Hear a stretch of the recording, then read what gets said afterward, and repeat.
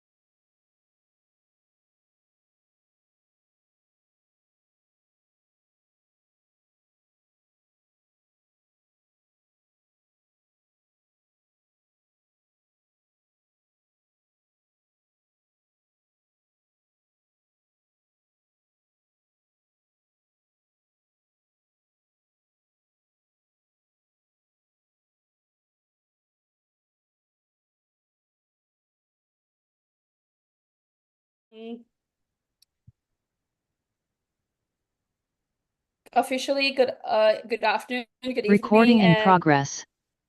All right, let me do one more time. Officially, good morning, good afternoon, good evening, everyone. Thank you so much for being here, all the way from Pakistan and all the way to New Zealand. I know that the time zones are so varies in our region, as well as the languages and stuff. And now we haven't started our yes, we haven't started our standing orders yet. So before I move forward, I would like to pass the floor to our secretary, Mr. John Moises Ticada, to do the roll call first. Thank you for the floor, Moises Carta, Secretary. Let us do the roll call. So if your association has been called, please type a Y. Only one representative from each association, so please coordinate accordingly. So we will now be starting with the roll call, starting with the full members, NAPS Australia. Thank you. MAPS India. MAPS India. I know you're here, MAPS India. Okay. Isma Farsi, Indonesia. Thank you. APS Japan. Thank you. My PSA Malaysia. Thank you. NSAPSU New Zealand. Thank you. FJC PPHA Philippines. Thank you. KNAPS Republic of Korea. Thank you. PPHSF Pakistan delegated their vote to KNAPS Republic of Korea and USPS Singapore. Thank you, Gian, for the 2 OI. PISA Thailand. TDTOPO Vietnam. Thank you, full members. Now with the members in association, BUPS Bangladesh. So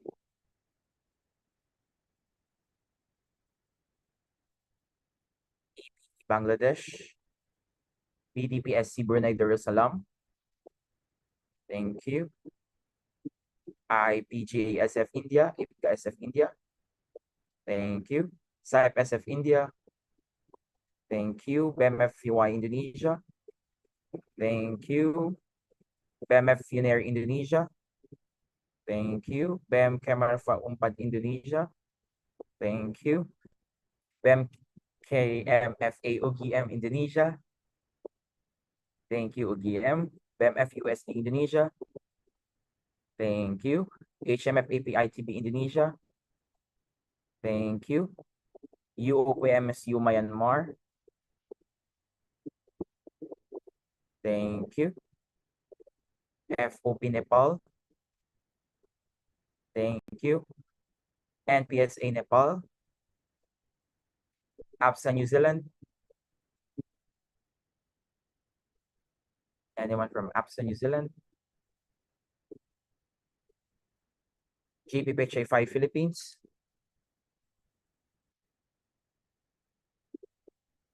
UFO Philippines. Thank you. SLPSF Sri Lanka. SLPSF Sri Lanka. PSA Taiwan. Thank you. VNU HCMPO Vietnam. VNU HCMPO Vietnam. End of roll call. I have to recalculate for a while.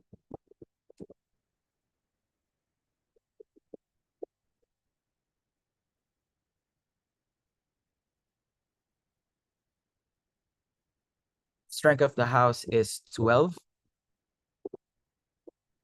Simple majority would be 7. 2/3 of the vote will be 8. Full members present in this room, 11. Members in association, 11. End of roll call. Thank you so much, Moises, for the roll call. Now, before we start our standing audits, I would like I like to do roll call for my regional working group. So today, me as the chairperson is here. Mr. John Moises Ticada, are you here? Present. Miss Novena Sambudo, are you here? A person. Miss Fanny Annabelle? Okay. Ataya, Miss Ataya, Rahma Ataya Silva, Present. and Miss Chawanya Thamrong Leelaha. Present. Last but not least, Mr. Bill Wilson. Bao Hong. Thank you so much, RWG. Happy all of you are here. Today is the full house of the regional working group. And we are soon welcoming the new one if the election allows. So I trust today will be fun. Without further ado, I would like to resume our very professional way to start this. So this, the 26th IPSF Asia Pacific Regional Assembly suspends standing orders should be changed, right? It shouldn't be suspended, it should be resumed. Or is it suspend?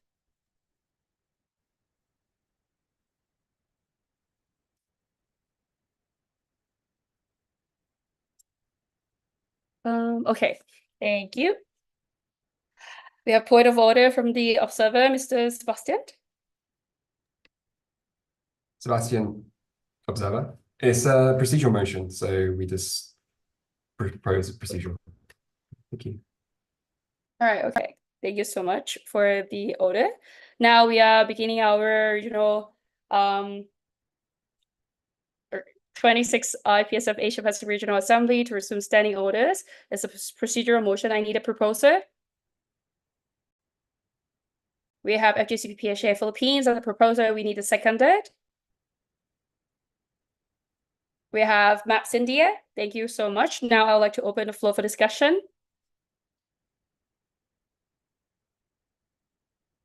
I see none. Now we are closing the floor for discussion. Proceeding to the voting of all those voting for.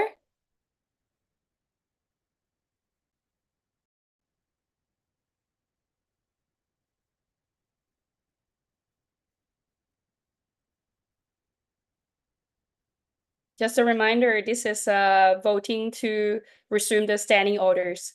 So the discussion has been closed. All those voting for to resume the standing orders, please, Moises, I just would like to ask, would you like it to be yes or no, or their member organization?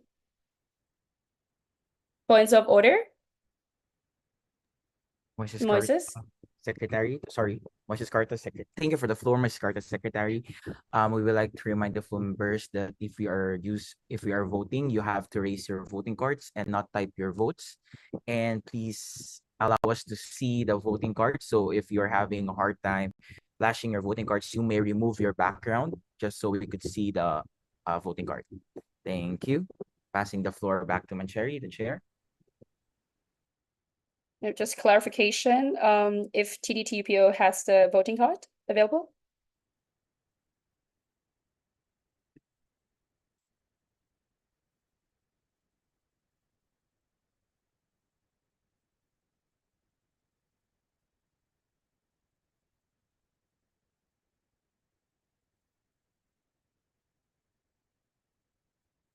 Point of order, is it possible to pin the full member for clear vision on the Zoom? All right, everyone, I would like to ask you to put down all your voting cards again, and we already redrew this procedural motion. I'm setting the floor. Sorry, I'm assessing the floor. So for the assistant, could you pin the full member? Is it possible to pin 11? No? Okay, good. Just asking the RA assistants that you can see all full member right now.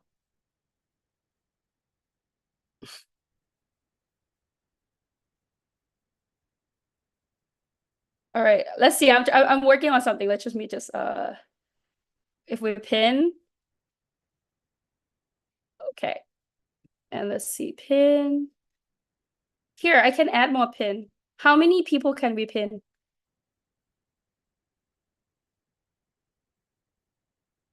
Okay, sorry, everyone. Just give me 1 second. Can someone help me pin?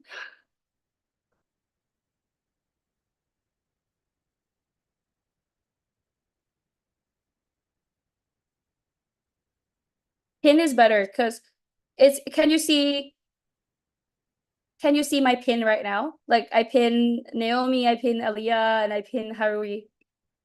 By the way, standing orders is still not in place. So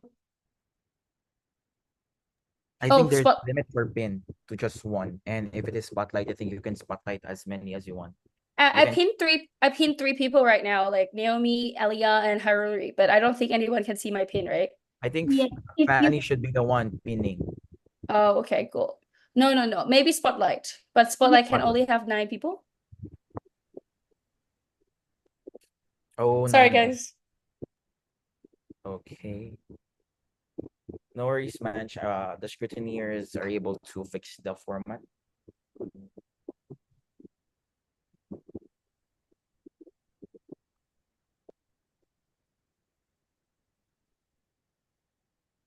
You can try 9. We are very sorry for the 3 remaining MOs. We have points of order from Sebastian Observer. Sebastian Observer, I have a suggestion that what we used to do on the Zoom is just draw a line and then you just ask for everybody who's against. And if you don't have any against, it's carried unanimously. And it'll be much faster. Thank you. Thank you for your points of order.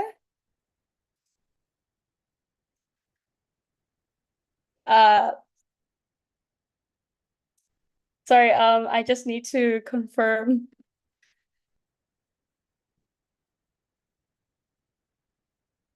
That I'm confirming that Sebastian suggested we will only count those who go against, but I believe now we can spotlight all the full members who are on our screen right now. So just want to confirm with everyone if you can see the full member. Okay, full member, you can see yourself, and then spotlight has maximum for 9 member. Okay, got you. Under these circumstances,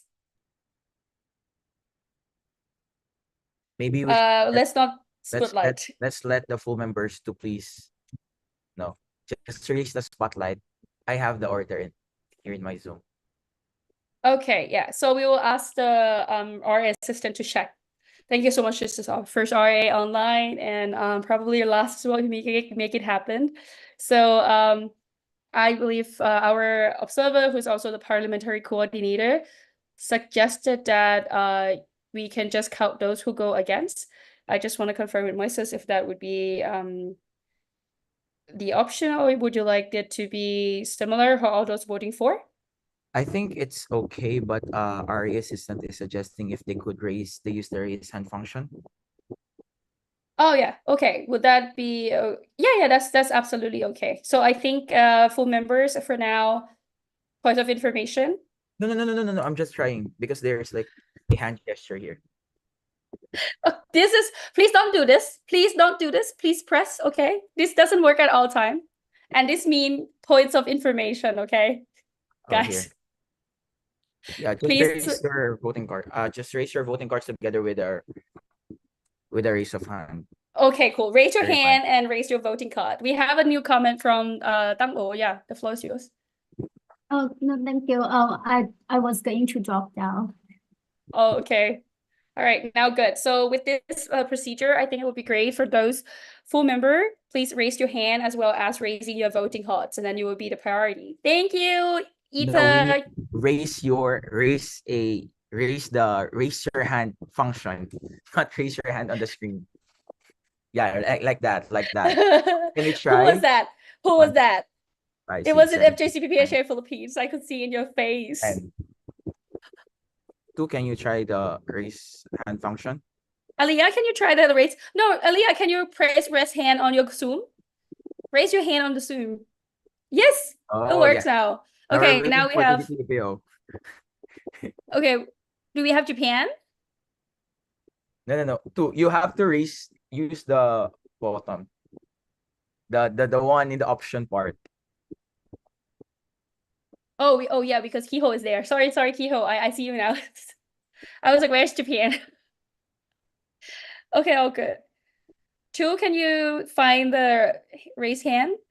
The hand raised point. Sorry, can I Uh, speak? yes. So weirdly, there's no hand raising function on my Zoom for Can some you reason. try the react button? Can you see the react button? No, Oh, okay. Thank you. there's a Okay. raise. Can you try? There you go. Okay, we have 11. Yes, yay. Okay, you may now resume. Thanks, Manj. Thank you so much. All right, now since everything is working, I have all of you on my screen.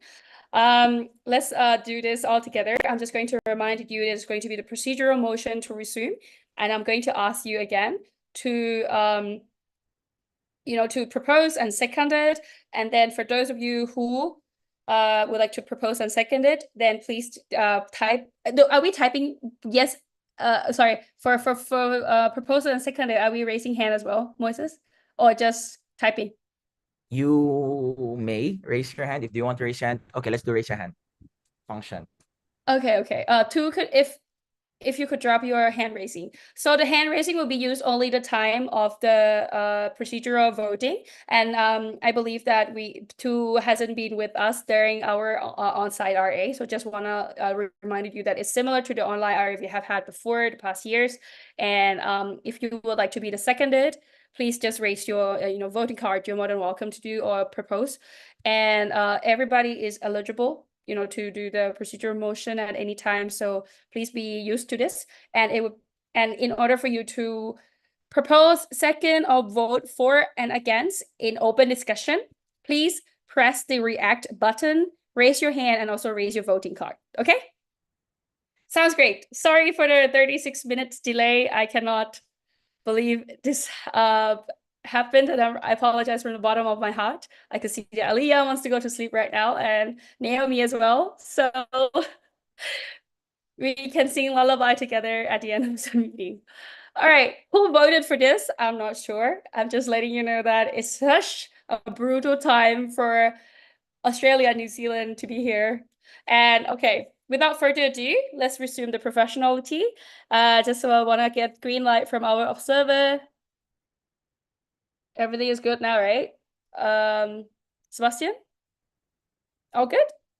From your side. Okay, good. Thank you. We have the parliamentary coordinator today here as well to support us. So thank you so much. All right, let's do it. So now we are asking you to propose the procedural motion to resume the standing orders for the 26th IPSF Asia Pacific Regional Assembly. We need a proposer.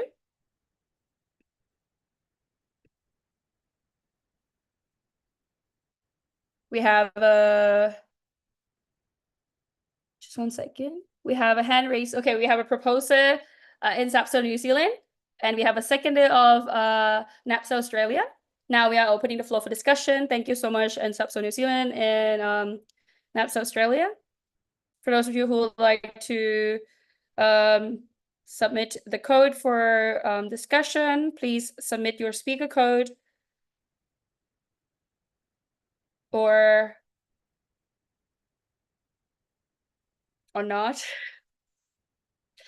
For an easier and streamlined system, please only submit your speaking list through the Google form as it will show on the screen.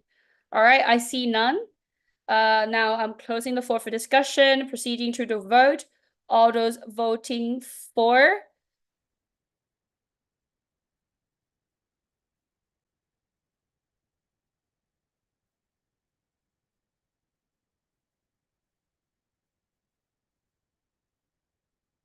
Voting results 11. Sorry, out of voting against.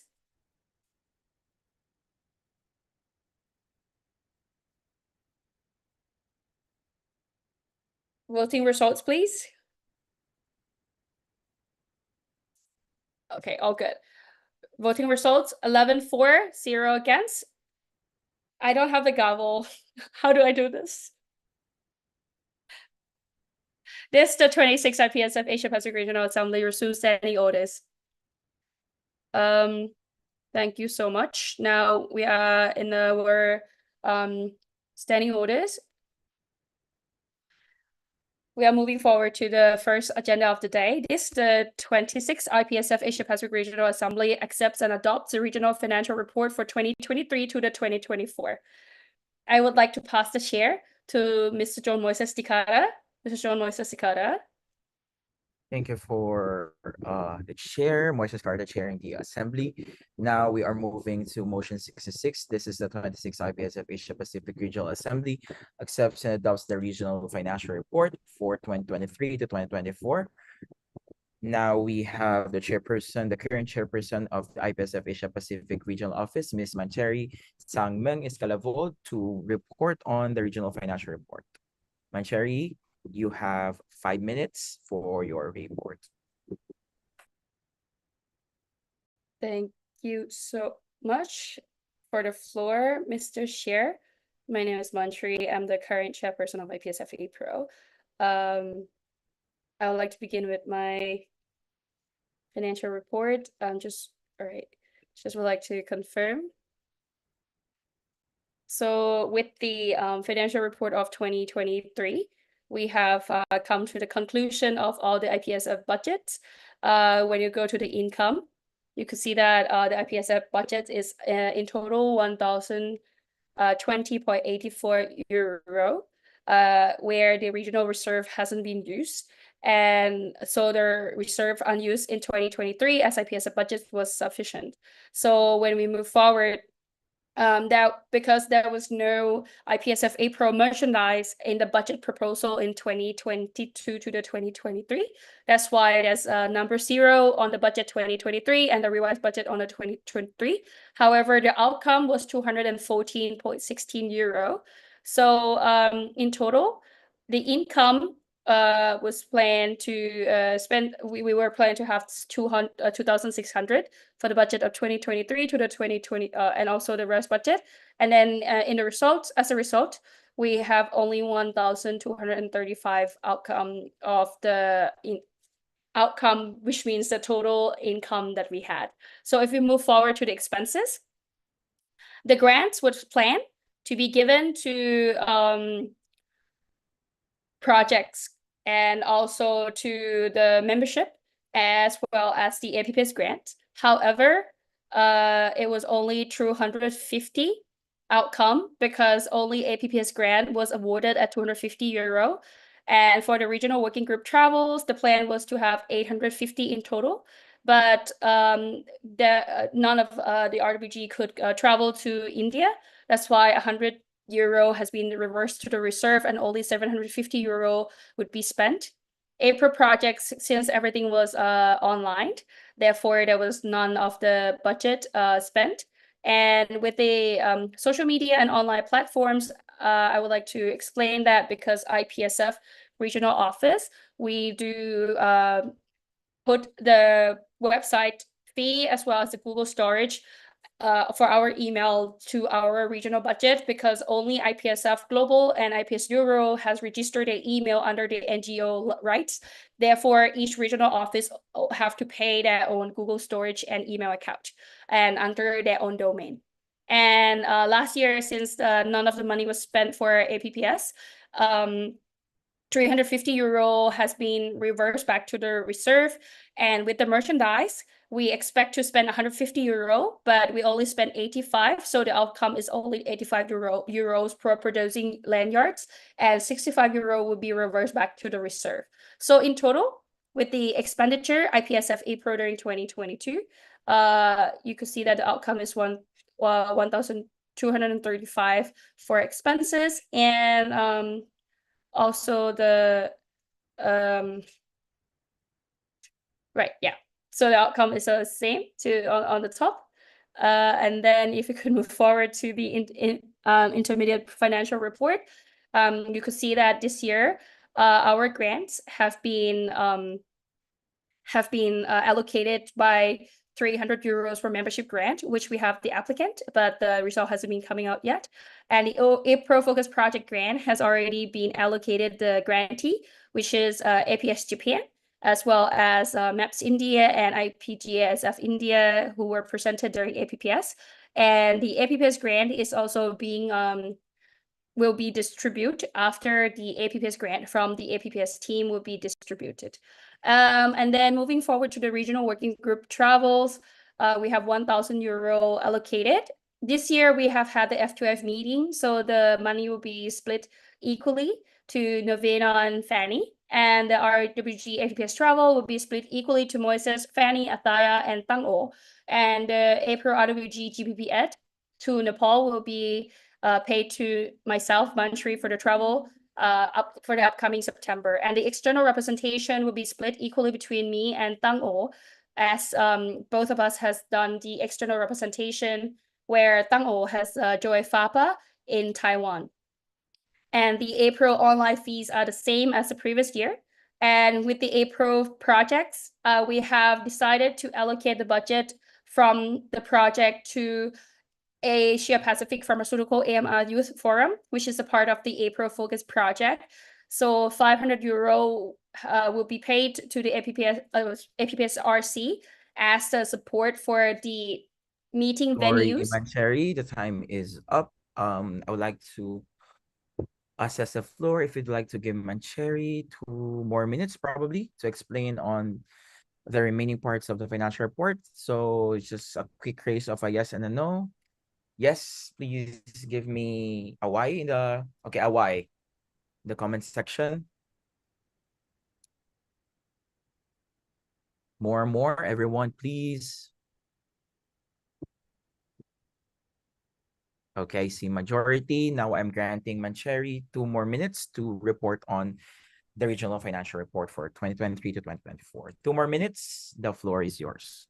Thank you so much, Mr. Shear, Mancheri, chairperson of IPSF APRO. Since I've been discussing that the 500 euro has been allocated to the Asia Pacific Pharmaceutical AMR Youth Forum, the fee has been paid and now is waiting to be reimbursed to the speakers' travel, meeting room fees, and also technical support.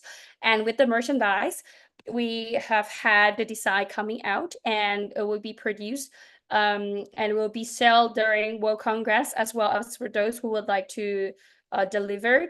We will be, considering that options. However, as of now, for today, we expect it to be 150 euro of production, where the report will be given next year for the final budget spent.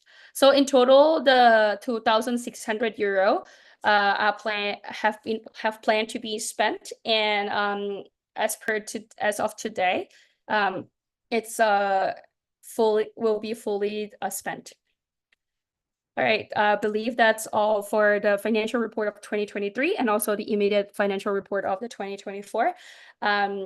Should you have any questions or clarifications, I'm more than welcome to answer and address it. So thank you so much for the time, and I would like to pass the floor back to Mr. Shear. Thank you, Mancheri, for the report. Now we are opening the floor for discussion. Can we please have 10 minutes of timer for the question and answer? This was a procedural during the offline RA, so we're just following. If you have any questions, please raise them using the speaker code, which I'm also updating.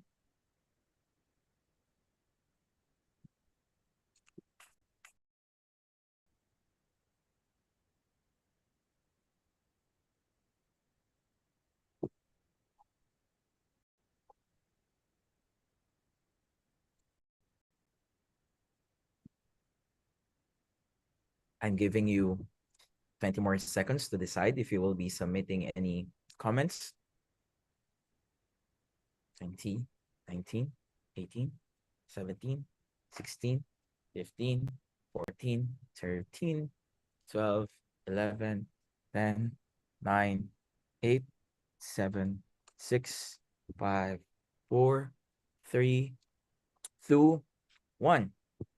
No questions for the financial report? Are you sure? Okay, now I'm closing the floor for discussion, and we will be proceeding to the voting.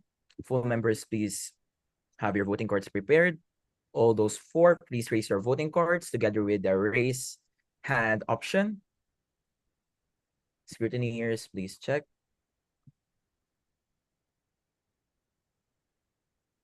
All those against, please put down your, wait, okay, all those 4.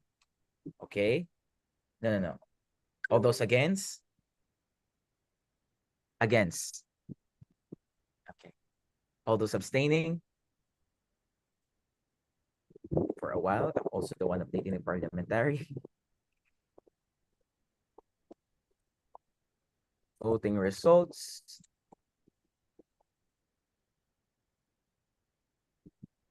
12 for, 0 against, 0 abstain. Motion 66 passed unanimously. Congratulations to the regional working group of the 2023 to 2024 mandate.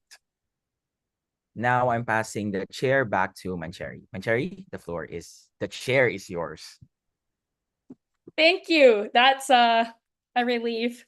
If I could tell you how many times I have practiced that presentation, that would be very much personal. But congratulations, everyone. We have passed our first motion. Now it comes to the motion that I would allow our nominees to take a deep breath. And let me just make sure.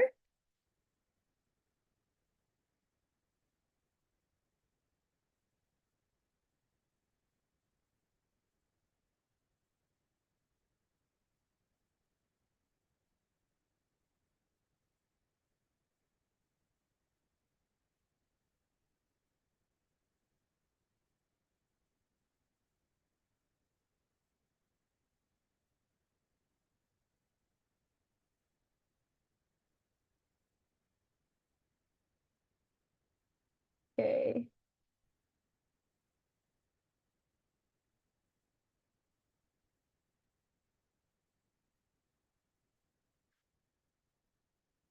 Okay, I'm just checking our voting teams because I just need to ask our secretary to leave the group.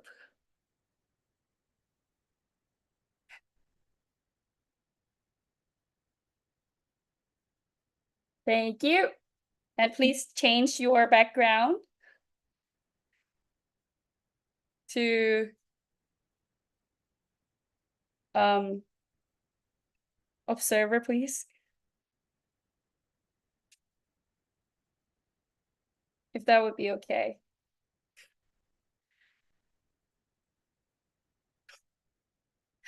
Naomi, just wanna let you know that you can also change the background if you would like. Thank you so much. Just want to let you know that background encouraged, not full, since there's nothing on the official document said so. So you're more than welcome to do anything. So if the parliamentary system could be updated, please.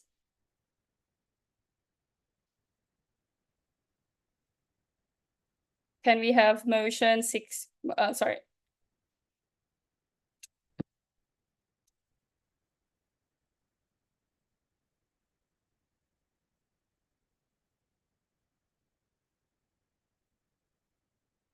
Yeah, and if we could have both nominee changing your name from to the form of nominee, following by your name.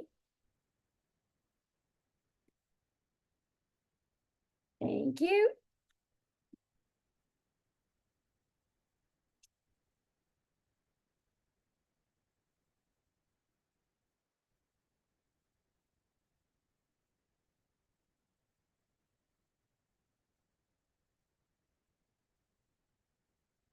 Just want to confirm if you can allow the access to the file.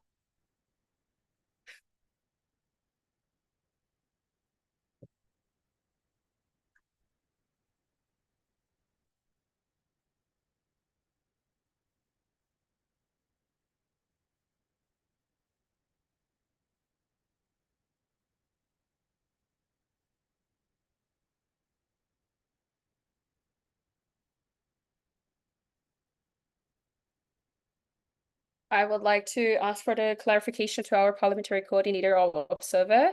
We do have full member as our nominee. So if the person is passing is delegating the vote, how should it be proceed, and would the person gain the voting back after the election? Thank you. We have direct comments from our observer. Sebastian, observer. So yeah, she can delegate the vote to another MO that only has one vote, like a full member. And then she can get the vote back after. That's how we've done it before. Thank you. Direct questions. How should we proceed? Could the person send a message to just the Zoom chat?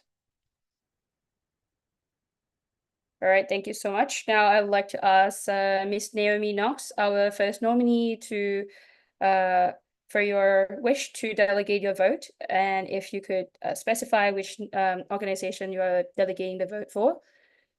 Thank you so much. We have got the message that Miss Naomi Knox, the official delegate from NSAPSO New Zealand, will be delegating the vote to NAPSA Australia. Now I'd like to ask the Aliyah Nelsons if you would like to accept this vote delegation. Can I see higher? Thank you so much.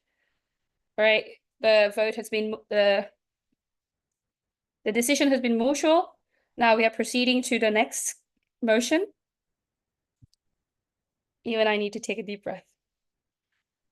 I hope the nominees are ready. Now, this the 26th IPSF Asia Pacific Regional Assembly elects the following candidates as the chairperson of the IPSF Asia Pacific Regional Office for 2024 to the 2025. This motion 67. Now we have two nominees. First is Ms. Naomi Knox from NSAPSO New Zealand, and second is Mr. John Moises Tikara.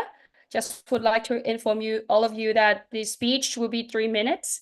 And once the speech is over, we'll pass the floor to the second person. And then the questions will be submitted by the official delegates. And then questions will be asked in the orders of the first person, which is Ms. Naomi, will start first, and then following by John Moises Tikara. And then the second question, John Moises Tikara will start it first. And with the timing limit, we do just would like to ask for a clarification. Are we still following the 10 minutes limitation on discussion?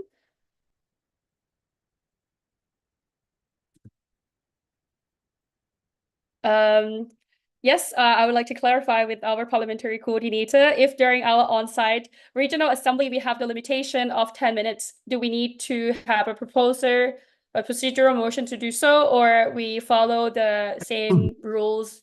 Thank you. Sebastian, observer. So if there hasn't been a new procedural motion to change time limits, then it's the same. Thank you. Thank you so much. I'm happy our parliamentary coordinator is here with us today. So without further ado, if our nominee is ready, repeat it again, 3 minutes speech, 10 minutes discussion between the two. I will access the floor if you need more time to have an open discussion, and I will give you 30 seconds to make a decision once I ask if you would like to access the floor. And if none, then we'll proceed to the closed discussion. And today, closed discussion will be into the breakout room, followed by Miss Novena, who will be in the room with Miss Naomi Knox and also Mr. John Moises Tikara. So the rest of the RWG will be here. And just to remind all of you, if you leave the Zoom chat, you cannot come back until the closed discussion is off. So just to remind our technical assistants of the Zoom room, Fanny, if you could also lock the meeting later. And for those of you who will be here, you will need to raise your hands, okay, during closed discussion. And it comes to the time I wish both nominees the best of luck.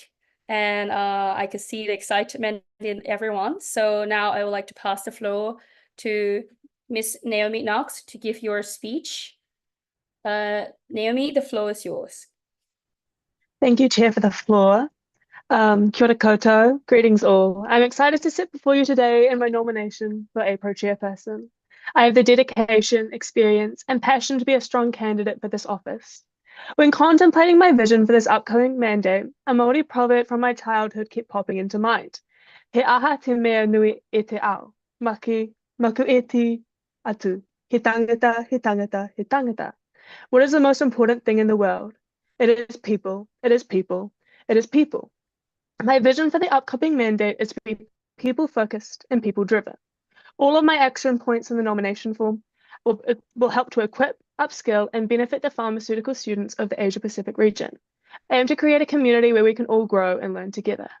A key role of the chairperson is to be a bridge between the executive committee and the regional working group. This lends a unique opportunity to not only collaborate with the other regional officers, but to also learn from them, to learn from their mistakes and to learn from their successes. Being people-focused means to equip all of our members with skills, leadership qualities, and experiences that set them apart. A leader is not just the person in charge. Everyone in the Zoom call is a leader. Here we represent our countries, universities, and communities. Leadership is about taking initiative, putting ourselves out there, and making mistakes and owning up to them. We here at IPSF APRO are not just student leaders. We are the future of pharmacy in the Asia-Pacific region. Every single one of us will have an effect greater than we could ever imagine. Being people-driven means I want to expand this regional office's impact and to better connect with our current members. The people are the powerhouse of the regional office. The RWG can do as many initiatives as they would like, but if the people are not connected, inspired, or motivated, then it is all for nothing.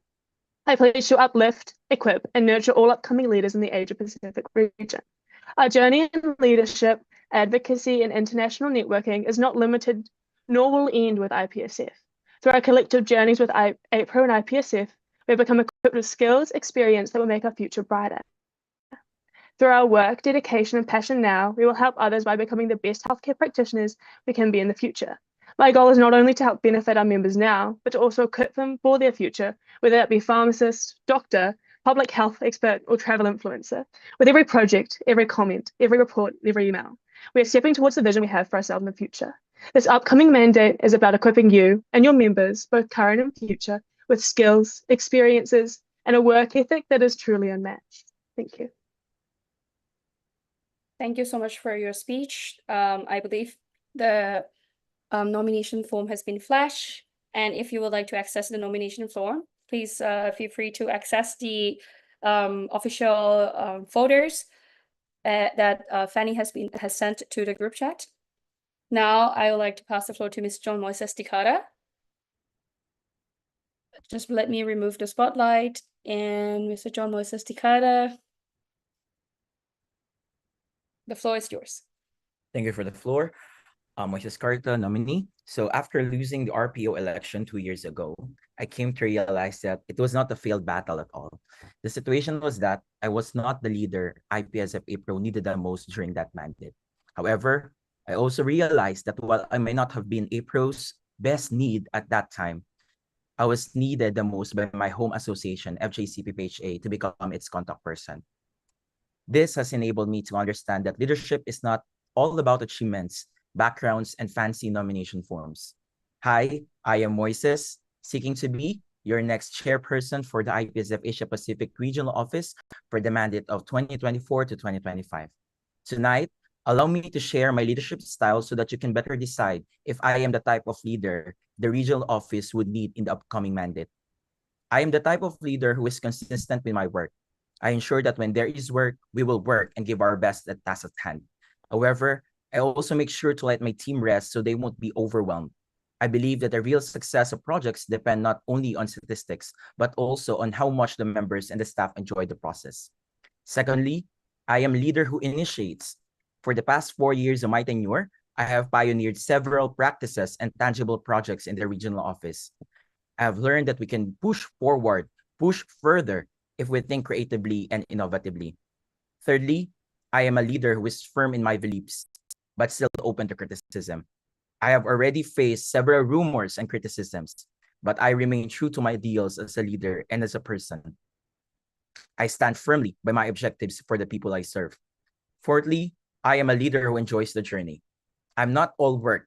I also enjoy seeing people smile and bond within the regional office.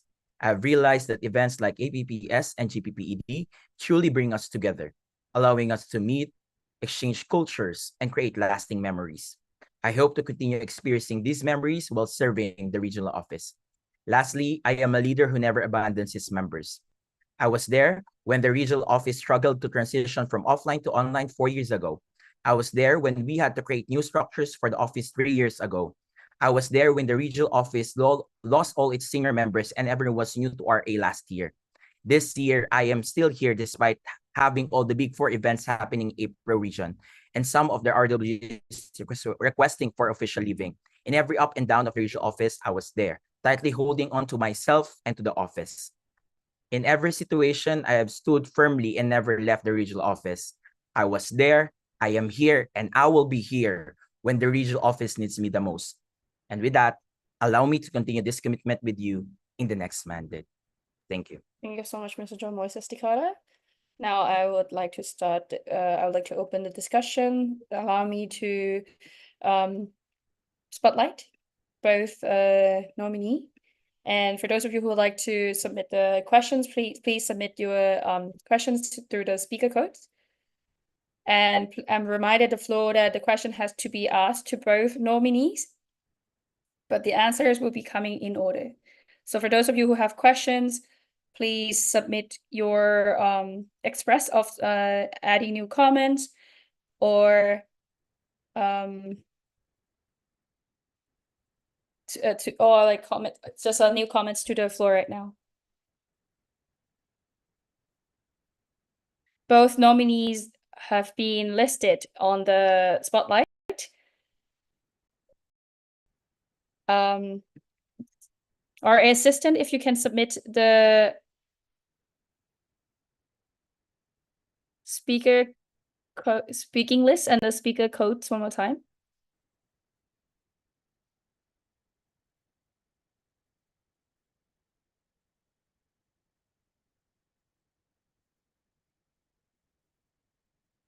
We have the first new comment.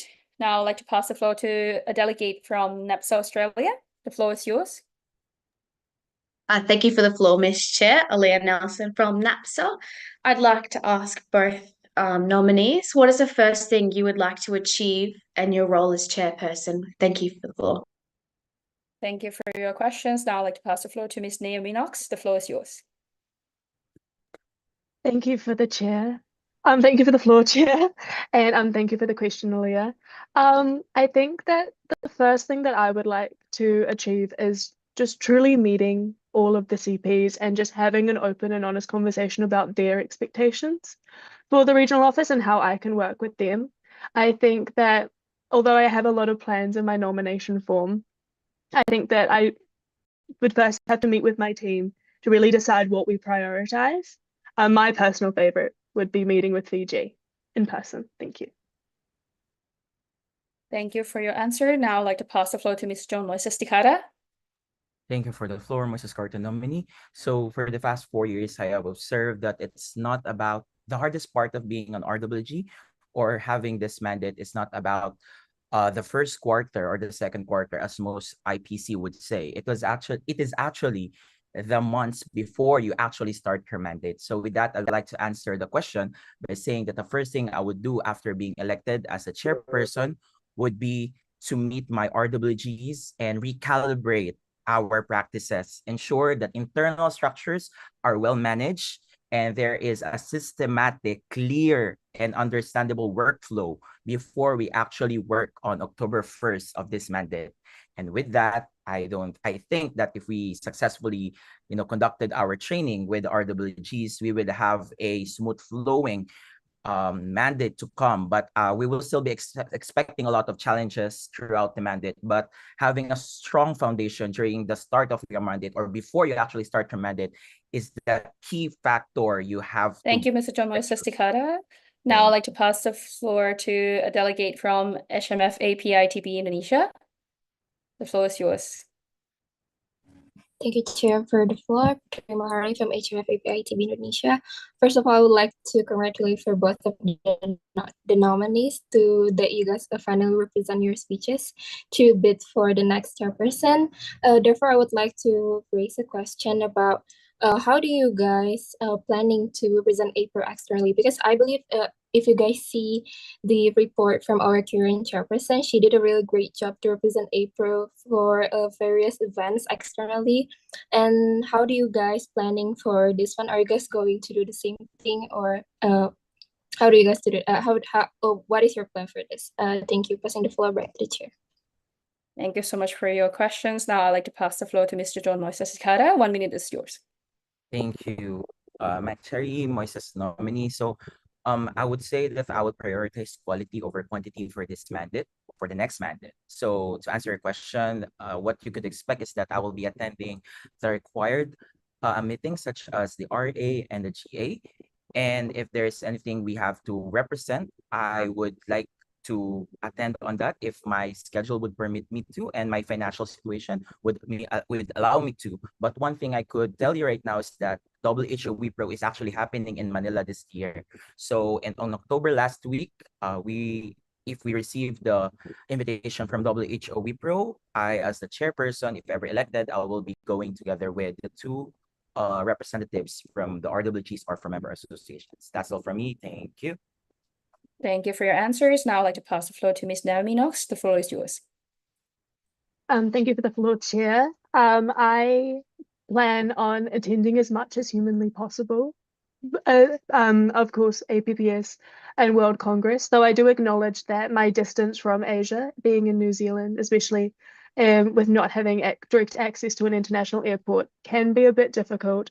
I think that I've shown that I can travel far for APPS, and my big goal is to attend the World Health Summit or TDC, as I've been unable to do that this year. But I plan on definitely attending everything that I can within the power I can. Thank you. Thank you for your answer. Now I'd like to pass the floor to the next delegate from FJCPPHA Philippines. The floor is yours. Thank you, Ms. Chair, for the floor. Joshua from FJCPPHA Philippines. I just like to ask the nominees regarding their current commitments and current responsibilities as students or as graduates. So what does your schedule look like for the upcoming year, since we know that the chairperson is one of the busiest officers of the IPSF APRO and also of the as a part of the EXCO. So what does your schedule look like for the upcoming year? Thank you, Ms. Chair, for the floor. Thank you, Delegate from FJCPPHA Philippines. Now I'd like to pass the floor to Ms. Naomi Knox. The floor is yours. Thank you for the floor, Chair, and thank you for your question, Joshua. My academic year is different than the mandate. So I will be finishing off my third year in pharmacy. I will have my entire summer break over December, January, and the start of February. Then I will be going into my last year, which is also known as a revision year. So there is very minimal new content, and my major commitments to my university is 2 months of placement, which would be 9 to 5, which matches quite well with the APRO calendar, which is normally midnight onwards in New Zealand. And I do acknowledge that I will hold another role within a student organization that will finish after the start of the mandate for chairperson. And I have already organized someone to take over for me if I step down. Thank you.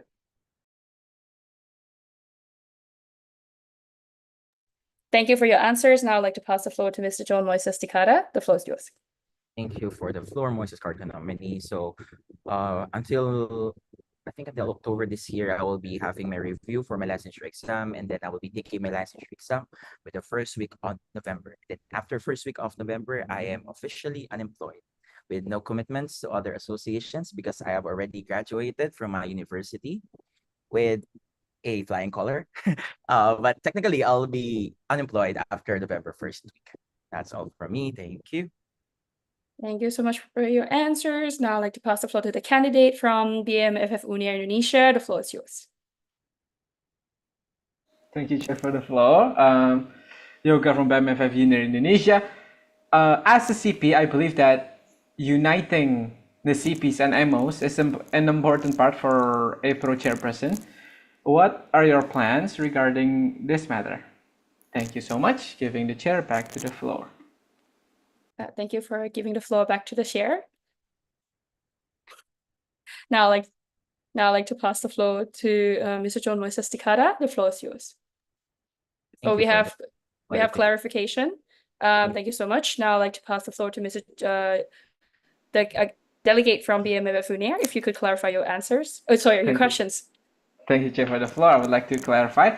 As a CP, I believe that uniting the contact persons and the member organizations is an important part for the APRO chairperson.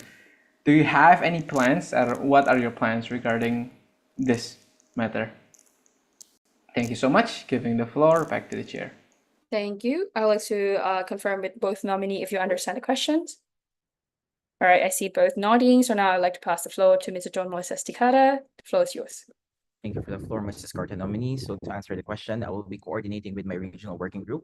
So technically, it's not just a chairperson's responsibility to unite the CPs, but as a chairperson, I will be using my position to initiate different projects, but to be more concrete on it, during the first few months of the mandate, during the first quarter, I will be asking the RO to conduct trainings for the CPs because for the past years I've been in IPSF, I have seen that the problem with CPs not being active or not being united to other CPs is actually more on them not knowing their position. So after they know their positions through the training, the second step would be to allow them to communicate or to partner with other MOs. And through the CP groupings, we'll be allowing them to coordinate and to plan to make initiatives for their projects. And lastly, I will be starting this mandate, the promotion of a intercollaborative projects with MOs. So if you will be collaborating with MOs, the IPSF APRO would gladly promote your projects. That's all from me. Thank you. Thank you for your answers. Now I'd like to pass the floor to Ms. Naomi Knox. The floor is yours. Thank you for the floor, Chair. Thank you for the question, Yoga. I have a very similar experience being a current CP myself.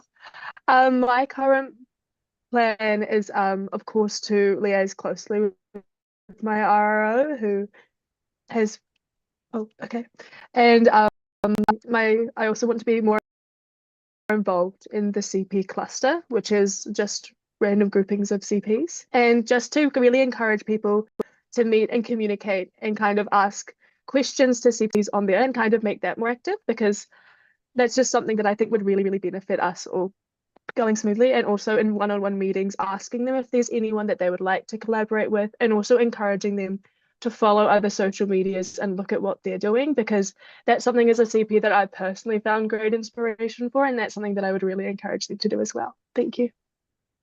Thank you for your answers. Now I'd like to assess the floor if you would like to add additional 10 minutes to the discussion. The discussion time has been over. For those of you who would like to say yes, please raise your thumbs up. Adding 10 minutes to the discussion of the chairperson. Please do a reaction. Our assistant, if you could help me count the reaction. I see the majority. Now I have assessed the floor. We are now adding 10 minutes to the open discussion. Just want to inform you if there's a timer coming up on the chat. It's for the discussion, not for the candidate, not for the nominee, as I'm the one counting the time. So I would just say thank you once the 1 minute's over. Now I'd like to pass the floor to a delegate from BMFF UI Indonesia. The floor is yours. Thank you, Chair, for the floor. Nadine from BMFF UI Indonesia. Congratulations to both nominees. Both of your nomination forms really captured all of your hard work and dedication for APRO. And we really appreciate your willingness to run for this position. So as the chairperson of APRO, you automatically represent its members. So my question is, what traits do you possess that you believe best exemplify and represent all members of IPSF APRO? Thank you. Passing the floor back to the chair. Thank you for your answer. So thank you for your questions. I'd like to pass the floor to Ms. Naomi Knox. The floor is yours. Thank you for the floor, Chair, and thank you for your question, Nadine. I believe that everyone in APRO just is very different, which I think makes us very, very special. I believe that overall we are very hardworking, we are very honest, which I think is very phenomenal, and we are also kind and welcoming and are truly compassionate and encouraging, and that's something that I've really appreciated about APRO, and that's something that I hope to exemplify in my everyday life, whether that be chairperson, regular person. I think that that's something that makes APRO very, very special and very family-like. And in representing APRO, that is something that I hope that everyone that meets me comes away with a positive opinion of me and a positive opinion of APRO. Thank you. Thank you for your answer. Now I'd like to pass the floor to Ms. John Moises Tikara. The floor is Thank yours. you. Sorry, thank you for the floor, Mrs. Carter nominee. If there's one trait that would say that best represents IPSF APRO, that would be consistency in excellence. So for the past years, I have just looking back at this year, I've seen that, we have been very consistent in showing excellence within the regional office and towards the global MOs. So I have seen that even though there have been a lot of problems individually and internally through our member associations, there have been inactiveness, there have been, resignations, but we remain consistent to deliver what we should be doing. We remain consistent in giving excellence and we remain consistent in showing excellence. And lastly, we remain consistent in being visible to others, to other regional office. So as a chairperson, I will be using this kind of trait to not only represent IPSF APRO towards being consistent with excellence, but also allowing other members associations, active or inactive, to to let them know and to give out to themselves that they also have this inner excellence within them that they have to show to everyone. Thank you for your answers. Now I'd like to pass the floor to a delegate from KNAP's Republic of Korea. Thank you, Chair, for the floor. Jian and KNAP's Korea. My question is that as both of the nominees did not run for the first round, I would like to ask their motivations to change their mind and run for the position. Thank you. I'm passing the floor back to the Chair. Thank you so much for your questions. Now I'd like to pass the floor to Ms. John Moises Tikara. The floor is yours. Thank you for the floor, Mrs. Carta nominee. So initially, the licensure exam was actually the licensure exam and the review season for my licensure exam was actually scheduled earlier. So I thought that I won't be able to fulfill my duties. But after APPS, I was informed by the Philippine Pharmacist Board for PRC that the licensure exam was pushed back to a later date. So that allowed me to run for the position. But one thing I would say is that I was actually about to not run, but one person in APRO actually said that she fell in love in APRO after seeing me work. So just having that as my motivation actually pushed me to continue my nomination. It's more on giving back, really. It's not more on having achievements, but more on giving back to those who love APRO, and I want them to feel the love for APRO as well. Thank you for your answer. Now I'd like to pass the floor to Ms. Naomi Knox. The floor is yours. Thank you for the floor, Chair, and thank you for the question. So as you all know, I was unsuccessful in my nomination for secretary, of which I ran for being quite unprepared. And in that election and also the aftermath of the election, so the encouragement, the love, and the support that I got from all of my fellow ODs and RWGs, I had a real deep think with myself, and I thought about how I was not the best suited to secretary and how I am and how I am more passionate about leading and I'm more passionate about having a direct impact on APRO and just really connecting with everyone and also to be a representative. I have experience in connecting with external organizations, and I thought that I would be more suited to this. And it was truly the love and support from APRO that encouraged me to not only run for chairperson, but Thank you also for to your keep going. answers. Now I'd like to pass the floor to a delegate from UBPSA Philippines. The floor is yours. Thank you for the floor, Chair Carmina from UFA Philippines. I would like to ask both nominees, what is something from the current mandate that you would like to improve if you were elected to become the chairperson in the next mandate? Thank you. Passing the floor back to the chair. Thank you for your questions. Now I'd like to pass the floor to Ms. Naomi Knox. The floor is yours. Thank you for the floor, Chair, and thank you for the question, Carmelia. Something that I would like to improve on from this past mandate,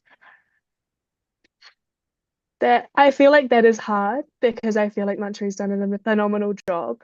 But I would also like to have more one-on-one meetings with CPs and more involvement in subcommittees and also CP clusters, just to more closely connect to my members and just to make sure that I'm doing everything I possibly can to support my RWGs and also my members, whether that be if they're struggling personally or they're struggling with workload. I believe that the job of chairperson is to help pick up any slack, and that is something that I am very honestly looking forward to doing. I love the work of all the portfolios. Thank you. Thank you for your answer. Now I'd like to pass the floor to Mr. John Moises Tikara. The floor is yours. Thank you for the floor, Mrs. Carta nominee. So this question is actually answered by my nomination form on the last part of my nomination form. But just to reiterate that I am planning to restructure IPSF APRO's internal workflow. So if there's anything to improve, that would be the backlogs of the previous mandates.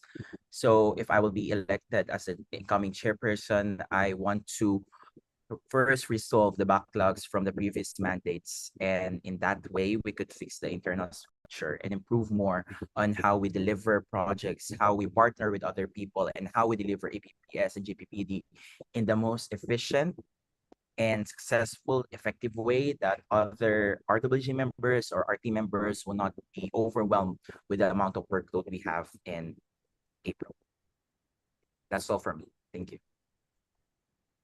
Thank you so much. I believe USPS has dropped the direct. Could we have the updated parliamentary system, please? Thank you so much. Now I'd like to pass the floor to a delegate from IPSF APRO Indonesia to address your questions. The floor is yours. Drop. Now the questions on IPSF APRO is dropped. Now I'd like to pass the floor to a delegate from NUSPS Singapore. The floor is yours. Thank you, Chair, for the floor. I'm Ita from NUSPS Singapore. My question to the nominees is, I would like to ask the nominees to describe their leadership style. Thank you. Thank you for your new comments. Now I'd like to pass the floor to, just let me confirm. We have had the reminder that there's only 1 minute left. Since this might not be able to cover the 1 minute answers for each nominee, I'd like to assess the floor if we can add 5 minutes into the discussion. If it's okay, please react to the thumbs up. 5 minutes to the close discussion. Sorry, to open discussion. All right, we see the majority. Now, coming back to the questions from a delegate from NUSPS Singapore to explain your leadership style. Just need a reminder, who was the last person to speak? Now I'd like to pass the floor to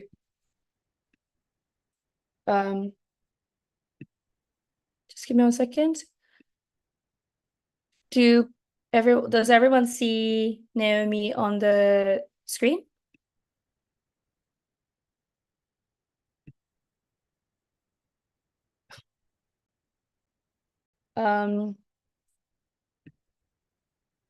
We don't see Naomi on the screen, so just technical. Let me just send a message.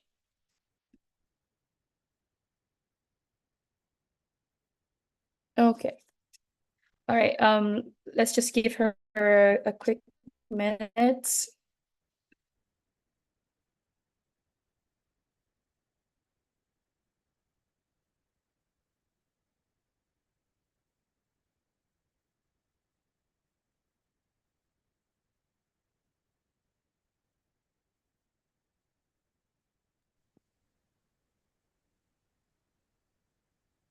Naomi is back.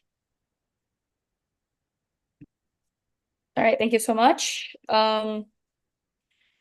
If you could settle down and let us know once you are available to resume.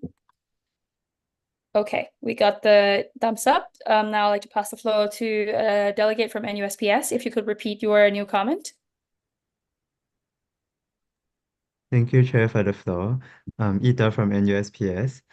So my question to the nominees is for them to describe their leadership style. Thank you. Thank you so much for your new comments. Now I'd like to pass the floor to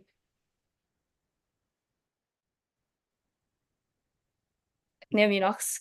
Miss Naomi Knox. No, Mr. John Moises Dicada. The floor is yours. Thank you for the floor. Moises Carta, nominee. So based from my DISC personality test during the LIP 2 years ago, I was actually I am actually a DI, which is dominating and influential. That's the meaning of DI. So as a DI leader, I tend to be action oriented and enthusiastic, and a DI leader is someone who is very lively in terms of work dynamics. So as a leader, I am more into creative and innovative think in a more lively way. So if I will be the chairperson, I will use this personality, a DI personality, in allowing my members to, to push my members in a good way, to seek urgency and direction from my members when it is needed. And I do believe that as a DI leader, I tend to be more vocal and bold and outspoken in a good way again. So if I will be chairperson, I will use this. Thank you for DI your answer. I'd like to pass the floor to Miss Naomi Knox. The floor is yours. Thank you, Chair, for the floor. Thank you for the question. I would like to start off by sincerely apologising to the RA. My computer crashed, and so I had to quickly join on my cell phone. So I'll try and get that sorted as soon as possible. But my sincerest apologies. As a leader, I would describe myself in 3 words as nurturing, transparent, and uplifting. My preferred style of leadership is to lead kind of from the back. I like to uplift people to do their things and also give them the freedom to expand and grow in their own ways as they would like to. Yeah, so I would really like to help give people the skills and the encouragement and the confidence to really lead their own ways and to really lead in their own regard. So I would like to make sure that everyone is a competent leader so then they can feel confident in themselves. Thank you for your answer. Now I'd like to pass the floor to a delegate from UPPSA Philippines. Thank you The for floor is the yours. Chair. Thank you for the floor, Chair Carmina from UFA Philippines. I'd like to ask both candidates if they have experience leaving their responsibilities or position in the past. What were your actions or plans to overcome this situation if ever it would happen in the next mandate? Thank you. Passing the floor back to the Chair. Thank you for your new comment. Now I'd like to pass the floor to Ms. Naomi Knox. The floor. There's a clarification from Mr. John Moises Dicada.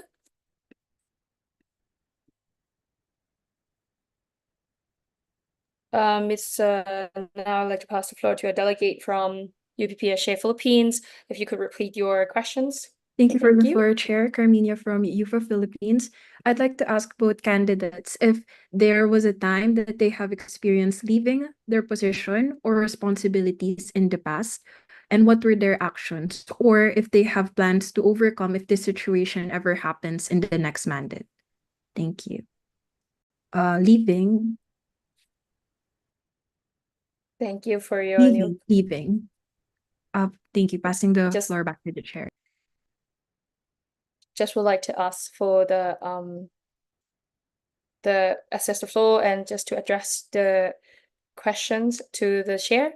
And now, thank you so much. Now I'd like to pass the floor to Mr. John Moises Dicada, nominee.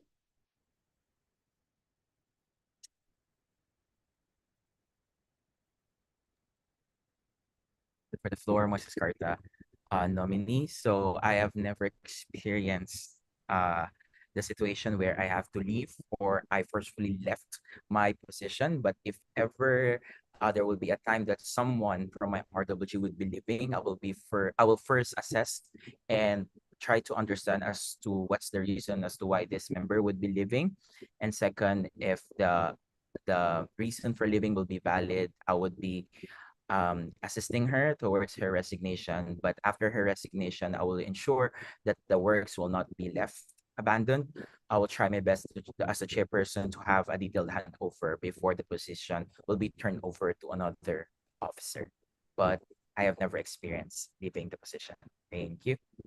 Thank you for your answers. Now I'd like to pass the floor to Ms. Naomi Knox. The floor is yours. Okay, thank you for the floor, Chair. I also have had no experience ever leaving or being asked to leave an organization, though I have experienced organizations that have been poorly run or toxic work environments. So first of all, if someone in my RWG was to leave or to ask to leave, I would first find out a detailed reason why, and if it's something that can be fixed. So their workload, or if they would like to take a break. So I would do everything in my power to help nurture them and help keep them in the role if that is what they would like. But if there is no solution or resolution, then I would fill the role with an appropriate candidate and take up the responsibilities or delegate them amongst people who are equipped to handle the responsibilities if it's not something that I personally think that I would be qualified to do. Thank you for your answers. Now I'd like to pass the floor to a candidate from ISMA FASI Indonesia. The floor is yours. Thank you for the floor, Chair. Lawrence Strikes from ISMA FASI Indonesia. First of all, I would like to congratulate both of the nominees. And I would like to ask a question. As a chairperson or leader of RWGs, struggle will come and hardship will eventually come. And for an example, if one of the RWG is having a hard time and not able to do her work, and how both of you, as a chairperson, would resolve this issue. Thank you. Passing the floor back to the chair. Thank you so much for your new comment. I'm just confirming the order. I'd like to pass the floor to Ms. Naomi Knox. The floor is yours. Thank you, Chair, for the floor. Thank you for the question. I believe to really help support people the best that I can, if one of my RWGs was not fulfilling their duties, that is inappropriate, I would first of all do my best to find out why they're not fulfilling their duties, if there is anything that I can do to assist them in being able to fulfill their duties. And then afterwards, if we cannot come to a resolution, then I would have a discussion with them about whether or not they would like to vacate the role, or whether or not they would like to pass on more responsibilities to a sub-coordinator, and really try to make sure that there is not being a gap left in APRO, because every RWG has a very specific role that is very necessary. Thank you for your the answers. Now I'd like to continuation pass the of floor to Mr. John Moises Tikara. Floor is yours. Thank you for the floor, Moses Carter nominee. So to answer the question, actually, if there will be a time that my member or the RWG will be inactive, the first thing I will do is talk to the member, communicate with him or her regarding the reason as to why she was or he was inactive. I think it's important for the chairperson to really understand his members. So it's not always a negative thing, I would say. If it's not always it's not always a one thing, a one-way thing. If a member is active, it might be a two-way, that the regional office responsibility is actually heavy. That this is why I want to recalibrate the practices and remove old practices that are not effective in the regional office. In this way, we can assure that the structure is well maintained and it is working effectively, so that if ever a member will be inactive, the second in line could effectively take over the position and the responsibility. But before that happens, I would be ensuring that workloads will not be a problem during the next month. Thank you. Thank you for your answers. I have been informed that the time is up, but I believe we have the point of order from our observer, who is also the parliamentary coordinator. If you can explain the limitation in open discussion. Thank you. Sure. So Sebastian, observer. So apologies, like earlier I misunderstood what you meant by time limit. the procedural motion to limit time limits on debate isn't about how long the floor is open for. The floor is open infinite amount of time, and it's procedural motion to close the floor for discussion, or the chair can close the floor. But a debate in IPSF is where it's the new comments and direct comments. It's the time limit on the new comments and direct comments. Thank you so much. Can you repeat that one more time? Sure. So Sebastian, observer. So there's a procedural motion to extend or limit time, the time limit of debates, but it doesn't include the time limit for how long the floor is open. The floor is open for an infinite amount of time. There's two things that can close the floor. So whether you have procedural motion to close the floor for discussion, or the chairperson can close the floor for discussion. So a debate means the new comments and direct comments have a time limit, but the floor is open for like how long you guys want to discuss the motion for. Thank you. Just for clarification, would it be possible for the chairperson to set the time limit and then assess the floor? Direct comment? Sebastian observer, so sure, okay. It's if the floor agrees, then you can make that informal roll up. Thank you. Thank you for your information. And a point of order, now we learned that the limit is not official as per procedural motion. So if there's ever going to be the timer to tell us the time, how the time has gone, it will be just the assistant to our knowledge that how long the time has passed. So I would like to assess the floor if you would like to add 10 minutes to the discussion. And let me ask these questions. Sorry. I would like to assess the floor. If we could do not limit the time and let the conversation flow. So if you could do the reaction. Wait, can you, is it possible to do yes and no?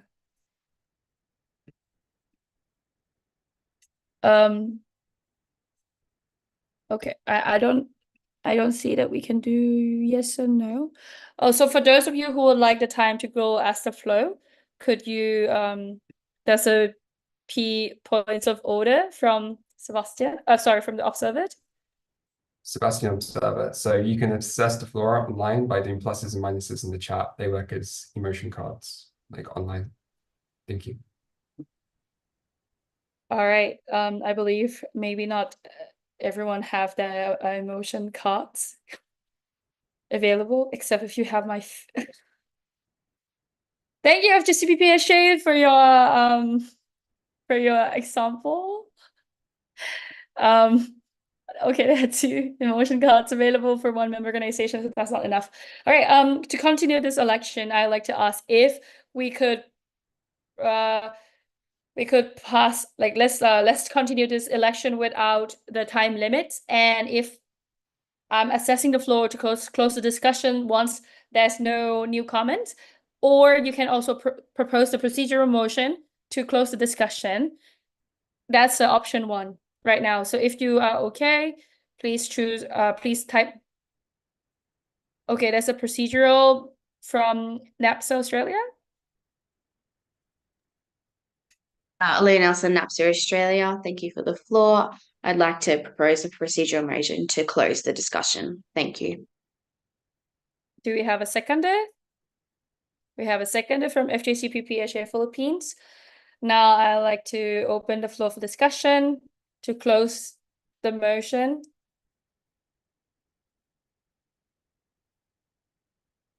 We can do manual comments if ever.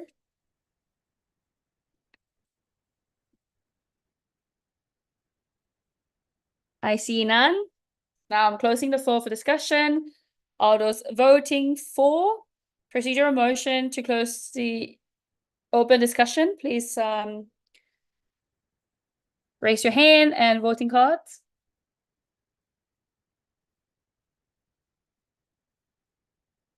We have technical from NAPSA Australia. Thank you for the floor. Leah Nelson, NAPSA Australia. I have another vote, but I do not have their voting card. What do I do? Um,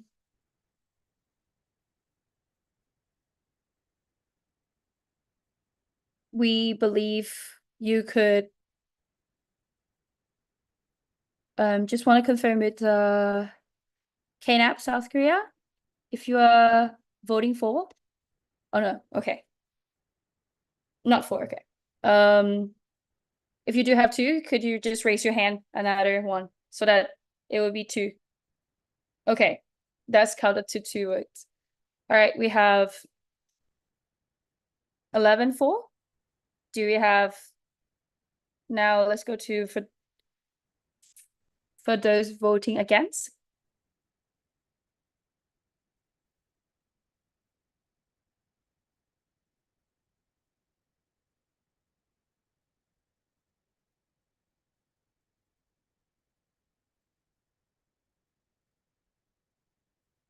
Just give me 1 second.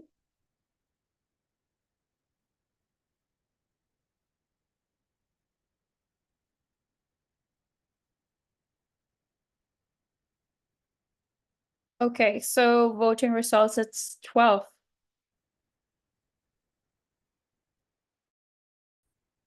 Okay, now we have 12 voting for to close the discussion. Congratulations, both nominees. Now I'd like to put both of you into the breakout room. So just for clarification, the person who will be in the room with both nominee will be our chairperson of APPS, Tang O, since there's a point of order from our motion committee. Flynn Swift Motions Committee, I don't believe that there could be 12 voters as there's only 11 as per the roll call. So it might need to be re-voted. Thank you. I would like to confirm with you there were 12 votes for the roll call as we have everyone here, including TDTUPO.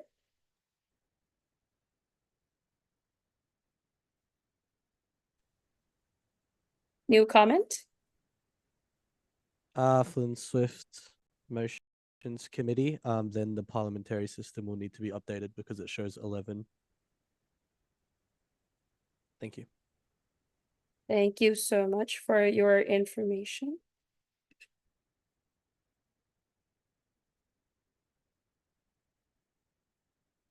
Just to check before we go, full members, if we could have your vote again, just to check.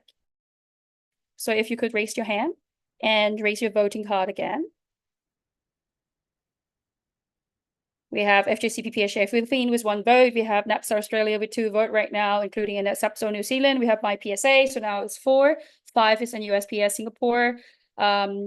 6 on my screen is APS Japan. 7 on my screen is TDTUPO Vietnam. 8 on my screen is MAPS India. 9 on my screen is IPSF APRO Indonesia. 10 on my screen is PSAT Thailand, and 11 on my screen is KNAP South Korea, together with the vote from PPHSF Pakistan. So now full house is 12. Reminding you again that full voters is at 12. Thank you so much, full members. Now you can drop your voting cards. And thank you so much, motion committee, for your information. Now I'd like to ask the RA assistant if you could change the parliamentary system of the number of the voters to 12. Thank you so much. Now it's been changed.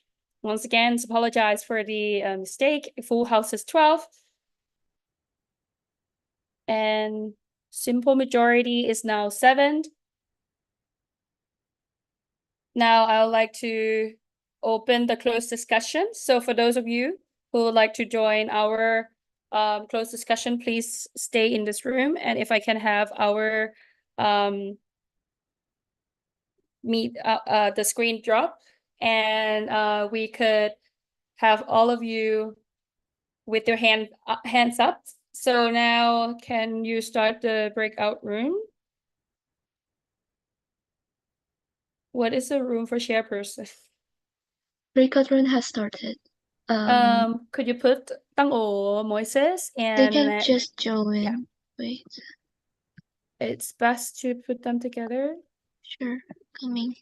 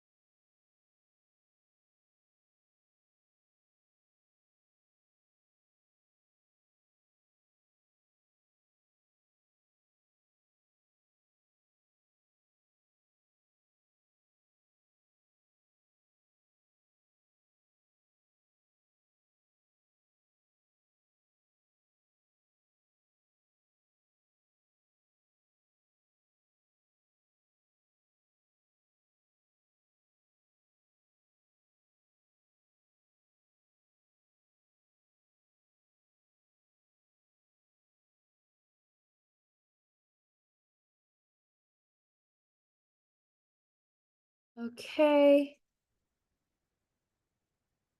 Hello, Bill. Are you here with us?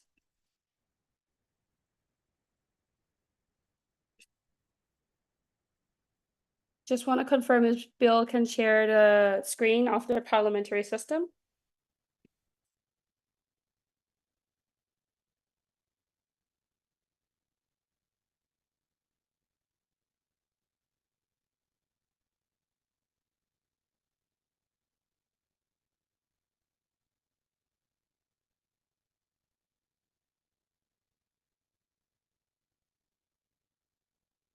Okay.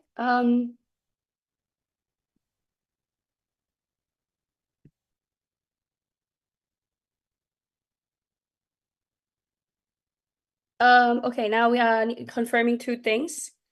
If the live stream has been on and if Miss Bill Wilson is in the room with me. Miss Bill Wilson, can you share the screen of the parliamentary system?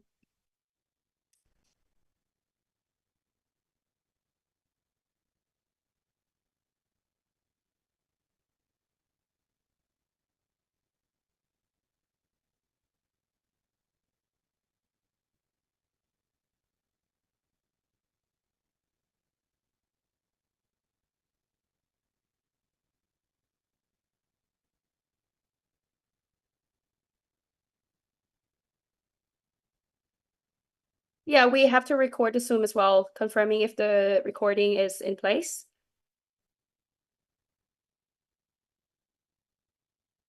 Bill, if it's possible, could you like zoom out a little?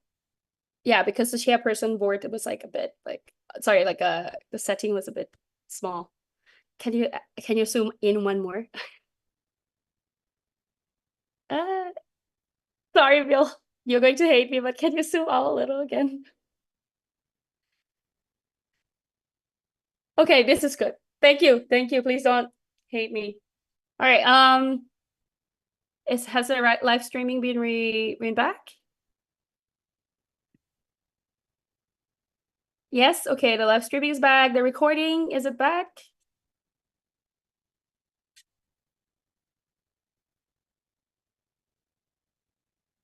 Recording in progress. I have spotlight both nominees. Okay. All right. Let me just confirm something.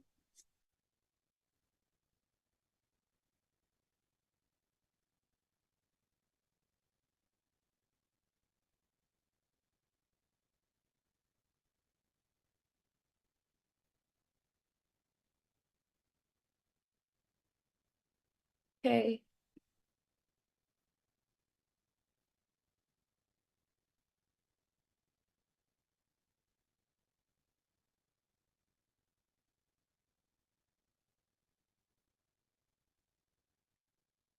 I remember being all of you waiting for us to finish, and I thought, why did the RWG take so long?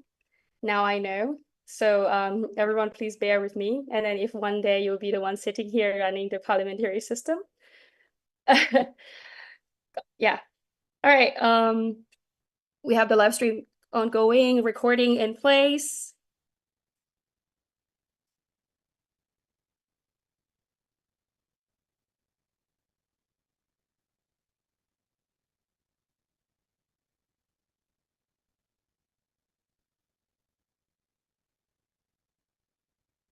All right. Everything is in place. The timing is good. Minute 19 of Friday the 2nd. This the 26th IPSF Asia Pacific Regional Assembly elects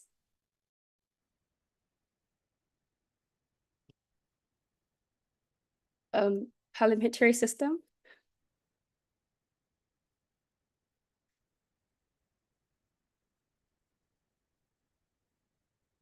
You need to add the name as well.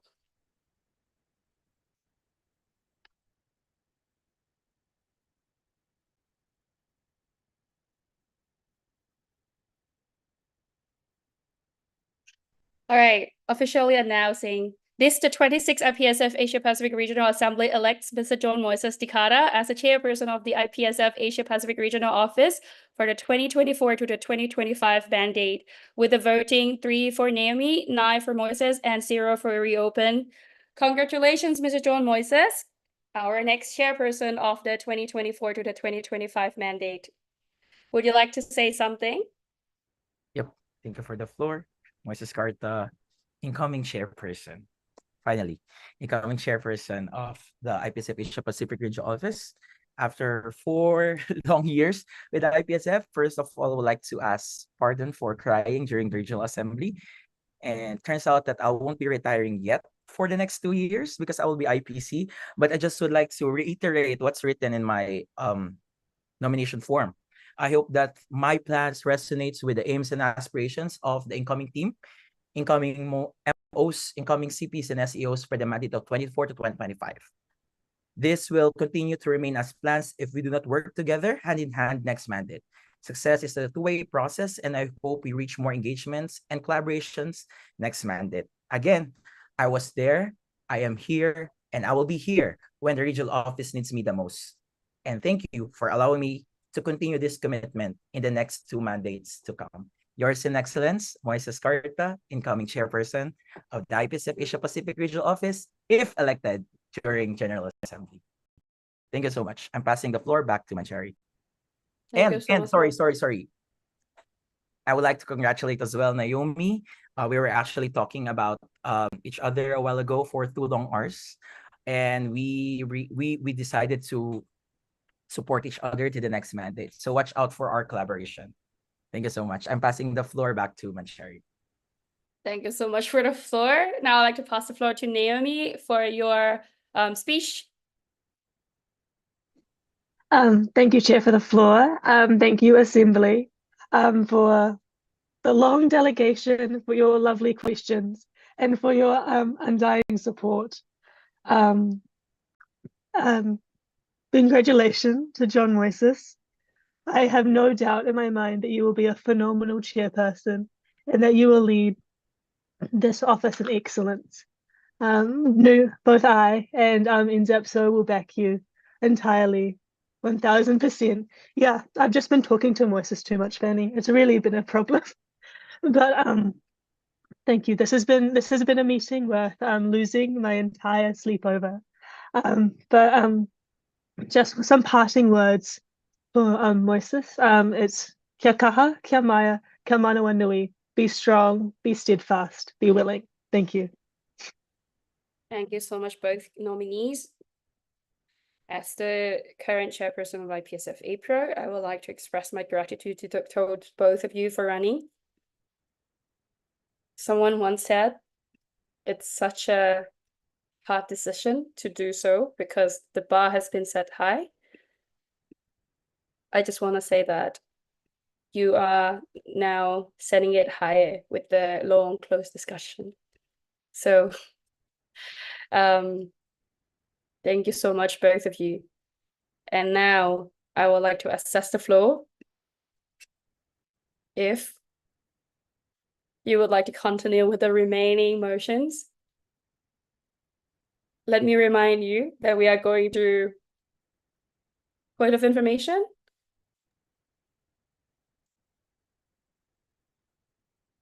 This is point of information. Yes, Moises? Thank you for the floor, Moises Carta, Secretary. I just would like to remind everyone, since we are discussing about, I just would like to give information that we still have the bidding and 2 remaining motions, short motions, I would say. We have to discuss, and if we do not continue this, we will be scheduling another meeting, which is tomorrow, 9 p.m. GMT plus 8. Which is today. That's today, 9 p.m. later. So I hope that would help you decide on whether to continue this or not.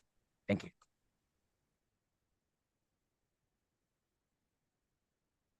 For those of you who would like to continue with the APPS bid, we only have one bidding. We only have one bidding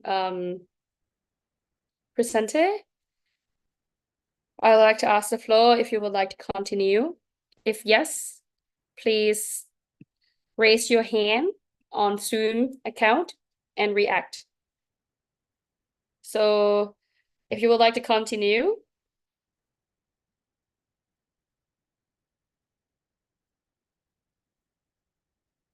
we have one word to continue from Australia with the GMT plus. But the GMT plus 11, I would say. Guys, if you finish tonight, it's done. RA is done. But if you would like to do it tomorrow, it would be another long hours that we have to resume standing orders, setting, live streaming. It's really truly depending on you.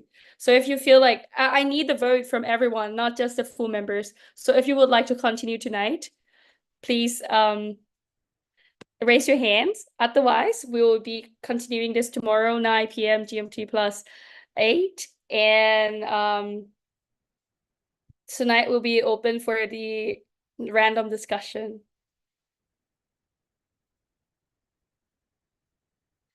All right. For those of you who do not raise your hand, I'm reminding you once again that you can raise the hand. Because if we don't see the majority of the room, we will close today RA and continue tomorrow. I'm giving you another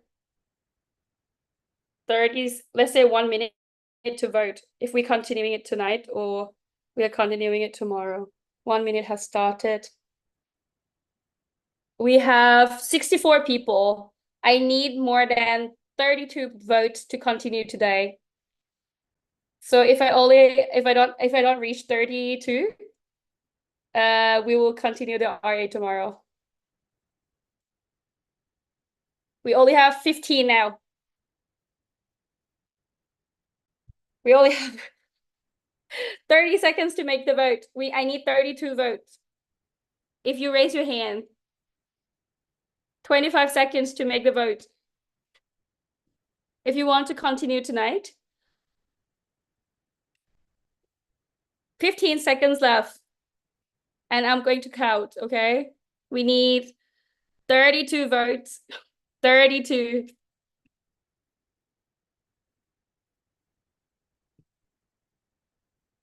Okay.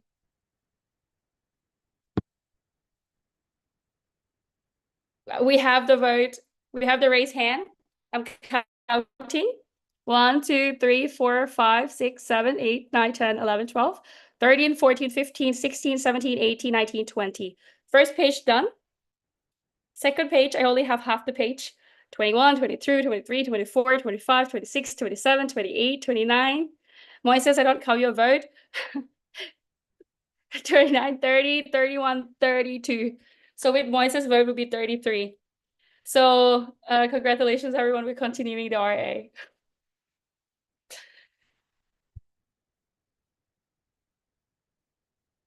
Good job, guys. Let's finish it tonight. Thank you so much. I could see that Tess is so giving up on us.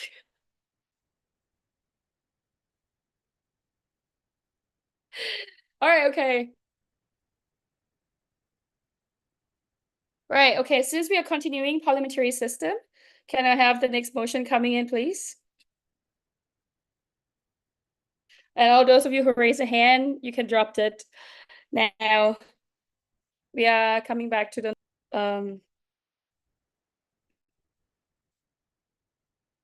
system. All right, let's move on to the next motion. The 26th IPSF Asia Pacific Regional Assembly elects the following member organization to host the 25th IPSF Asia Pacific Pharmaceutical Symposium APPS 2026. We do have one bidder from BMFF Unair from Indonesia. So technical assistant, if you could share the bidding materials and presenter from BMFF UNER, if you could raise your hand so that we can identify.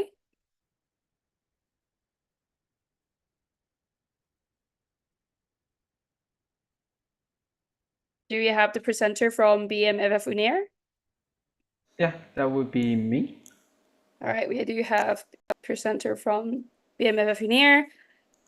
Yoga, you have 10 minutes. That will be timer for you. We'll give you 2 minutes, 1 minute, and 30 seconds.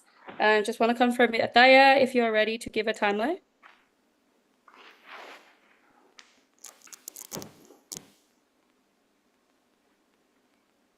Okay, all good. So, Yoga, the floor is yours.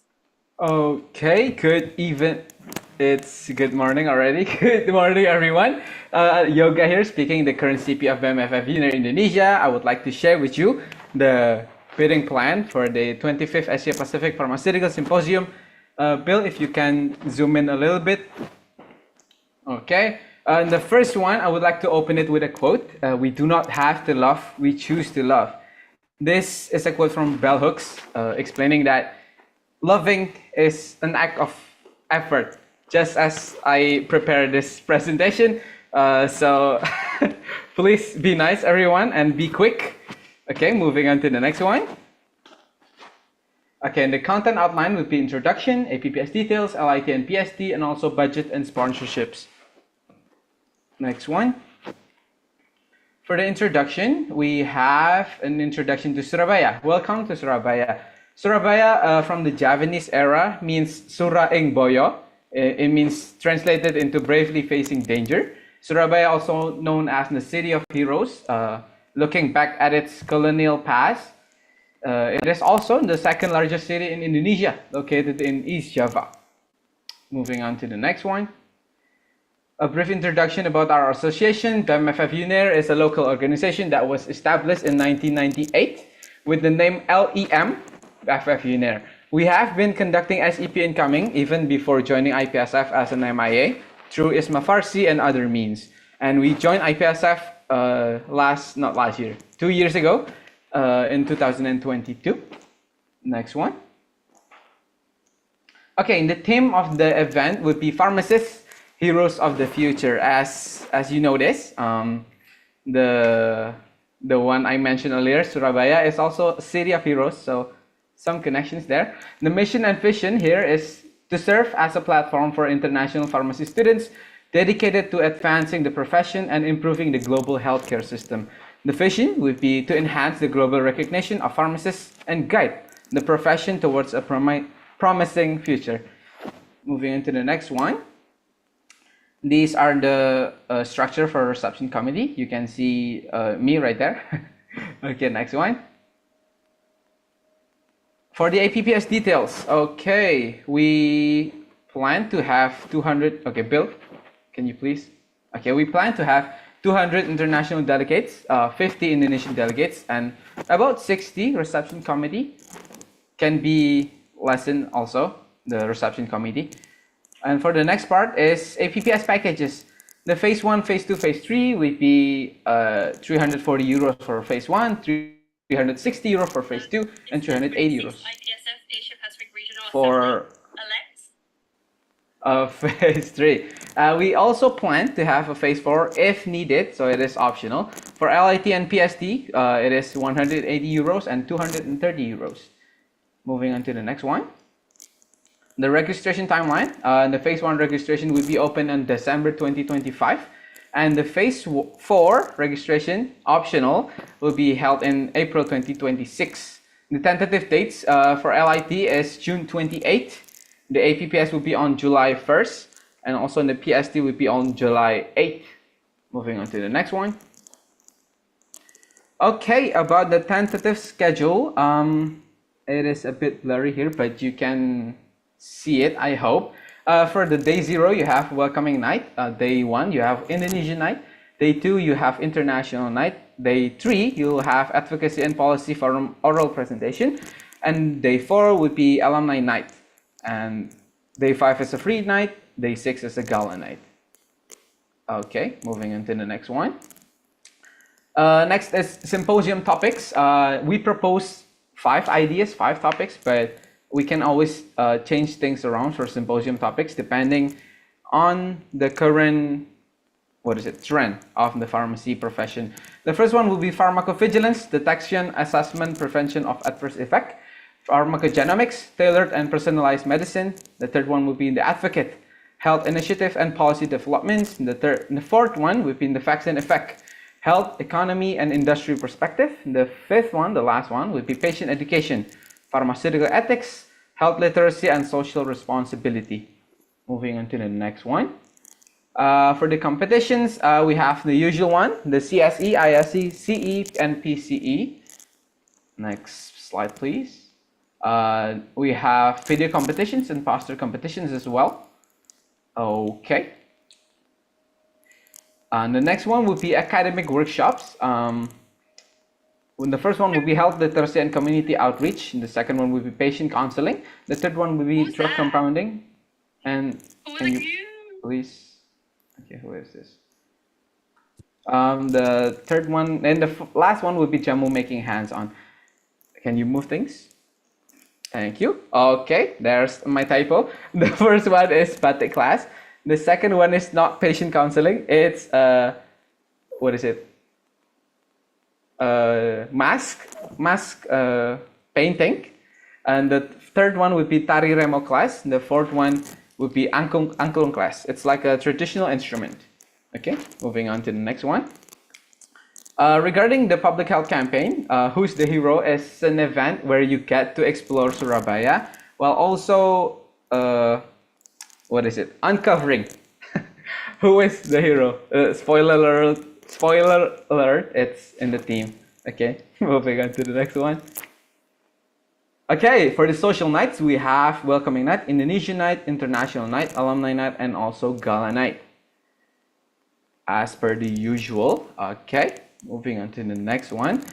Okay, for the accommodations, we have Bumi Surabaya City Resort. It's more of a local Javanese vibe hotel, but it is quite big. The capacity is fitting for the target participants that we aim for. Okay, moving on to the next accommodations. We have Winham Surabaya City Center. If you may notice, Winham, it's one of their branches in Surabaya. It is also big in capacity and usually used for conferences. Okay, moving on to the next accommodation. Shangri-La Surabaya is also one of the bigger hotels. I would like to emphasize that the choice on the hotel is heavily impacted on the number of delegates. Okay, moving on to the next one. For the LIT and PSD details, the LIT schedule will be like this. We will plan to have 6 training sessions and final presentations on the, day 2? Yeah, day 2. Okay, moving on to the next one. For the PSD, it's Bali. Maybe you have gone to Bali or not, but Bali is always a place you can return to. Moving on to the next one. This is a tentative schedule for PSD. We can always move things around for PSD. Okay, moving on to the next one is the budgeting and sponsorships. Okay, this is the most important part. Yeah, as you can see, we have phase 1, phase 2, phase 3. We plan to have the quantity sorted out like that. So 50 delegates on phase 1, so 125 delegates on phase 2, and 75 delegates on phase 3. We also have the governmental funding. We can discuss this a bit later in the Q&A session, and also in the sponsorships, and that roughly is our income. Okay, moving on to the next one. This is our financial budgeting. I think we can scroll it down. Yeah, it's a rough estimate made using the last year APPS 2023 budgeting and also this year APPS Thailand budgeting.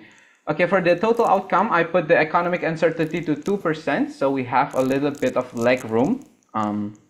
Yeah, okay, these are the balance. Next one is the LIT financial budgeting. I put 16 delegates there to Okay, moving on then. PST financial budgeting, I put 10 delegates. For PST, I also plan to have like another place as well to go, but the setting stone one is Bali. Okay, next one. These are the potential sponsors and partners made from our connections. Okay, moving on to the next one. Terima kasih. That is thank you in Indonesia. I would like to give the floor back to the chair. Terima kasih. Thank you. We already have questions coming in. Now I'd like to pass the floor and open discussion, and I'd like to pass the floor to a delegate from FGCP PHF Philippines. The floor is yours.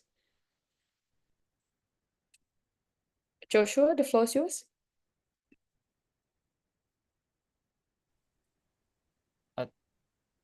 Wait.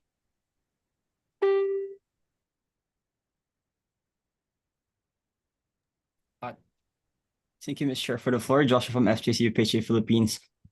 I'd just like to ask specifically about the government funding that was mentioned in the budget plan. Is that already secured, or do you still plan on contacting the government for that funding? Thank you. Thank you so much for your questions. Now I'd like to pass the floor to our bidder, Yoga from BMFF UNIR. The floor is yours. Thank you, Chair, for the floor. Yoga from BMFF UNIR. Regarding the governmental funding, it is already an existing program. So a little bit of context. The program is where the government and the uni collaborate to promote international students to come to Indonesia. And the procedure is I have to have your personal data such as passports and also student ID to claim the money. So it is dependent on the number of delegates that come, but it is an existing program. And fun fact, we have been using this specific program to fund our mobility program, inbound and outbound students. So for like APPS and also for SEP incomings, we have been using this for the past. So it is quite secure because we have been using this for the past and it has been going good. Would that suffice? Giving the floor back to the chair. Thank you for your answers. Now I'd like to pass the floor to a delegate from BMFUE Indonesia for a direct comment. The floor is yours. Thank you, Chair, for the floor. Nadine from BMFUE Indonesia. So I would like to ask if there's any delegate who refused to give you the information of their passport, will you still be able to claim the funding from the government? Thank you for now passing the floor back to the chair. Thank you for your direct comment. I'd like to pass the floor to BMFF UNIR. Okay, thank you, Chair, for the floor. Yoga from BMFF UNIR. No, we cannot claim the money if we don't have the student information. So that is like a must, but I do think it is quite easy. Like we can put it in the registration form, and it is quite usual for international events to have like a passport registration and other things. Okay, giving the floor back to the chair. Thank you so much for your answers. We do have another direct comment from FGCP PHA Philippines. The floor is yours. You've listed there, I think, 12,000 euros. Is that amount fixed, or is that still flexible depending on the proposal that you will be giving to your government? Thank you. Thank you for your comment. Now I'd like to pass the floor to BMFF UNIR. The floor is yours. Thank you, Chair, for the floor. The amount is dependent on the number of delegates that comes, but how is it? There is like a standard amount of money for people to come to Indonesia for a certain amount of parts. So, okay, I want to put context. We have two programs, full-time programs and part-time programs. For part-time programs, it is usually like 1 week or 2 week program. For full-time, it is usually like a month, like SEP incoming, to like 6 months. We can put the student exchange program into the full-time category. And for the part-time category, it is usually 2.5 million per person. So if we count that into 200 international delegates, that would be 500 million rupiahs, but I lowballed the number into 200 million rupiahs so that it is more ideal, it is more realistic. Okay, does that answer suffice? Thank you so Thank much. you Giving the floor back to the chair. Thank you for your answers. Now I'd like to pass the floor to BMF UAE for their comments. Thank you, Chair, for the floor. Nadine from BMFFUI. Thank you, Yoga, for the clarification. Yes, it is usual for international events to ask for their passport information, but usually it's only used by the committee. But in this case, the information will be sent to the government. So, will you be asking for their consent first, or will you just put it in the forms and then you will be sending it out to the government later? Passing the floor back to the chair. Thank you. Thank you so much for your comment. Now I'd like to pass the floor to BMF UNAIR. The floor is yours. Okay, Yoga from BMFF here. Thank you, Chair, for the floor. Sorry, I was too excited. Yes, of course, I would like to, ask for the consent first, because the passport is indeed a personal data, and we cannot really, take this unserious. So we have to ask for their consents. And also, I would like to, if elected, I would like to inform the CPs first, ask their delegates and such to be able to inform the information, I guess. Giving the floor back to the chair. Thank you for your answers. Now we have another direct comment from FGCPPHF Philippines. Floor is yours.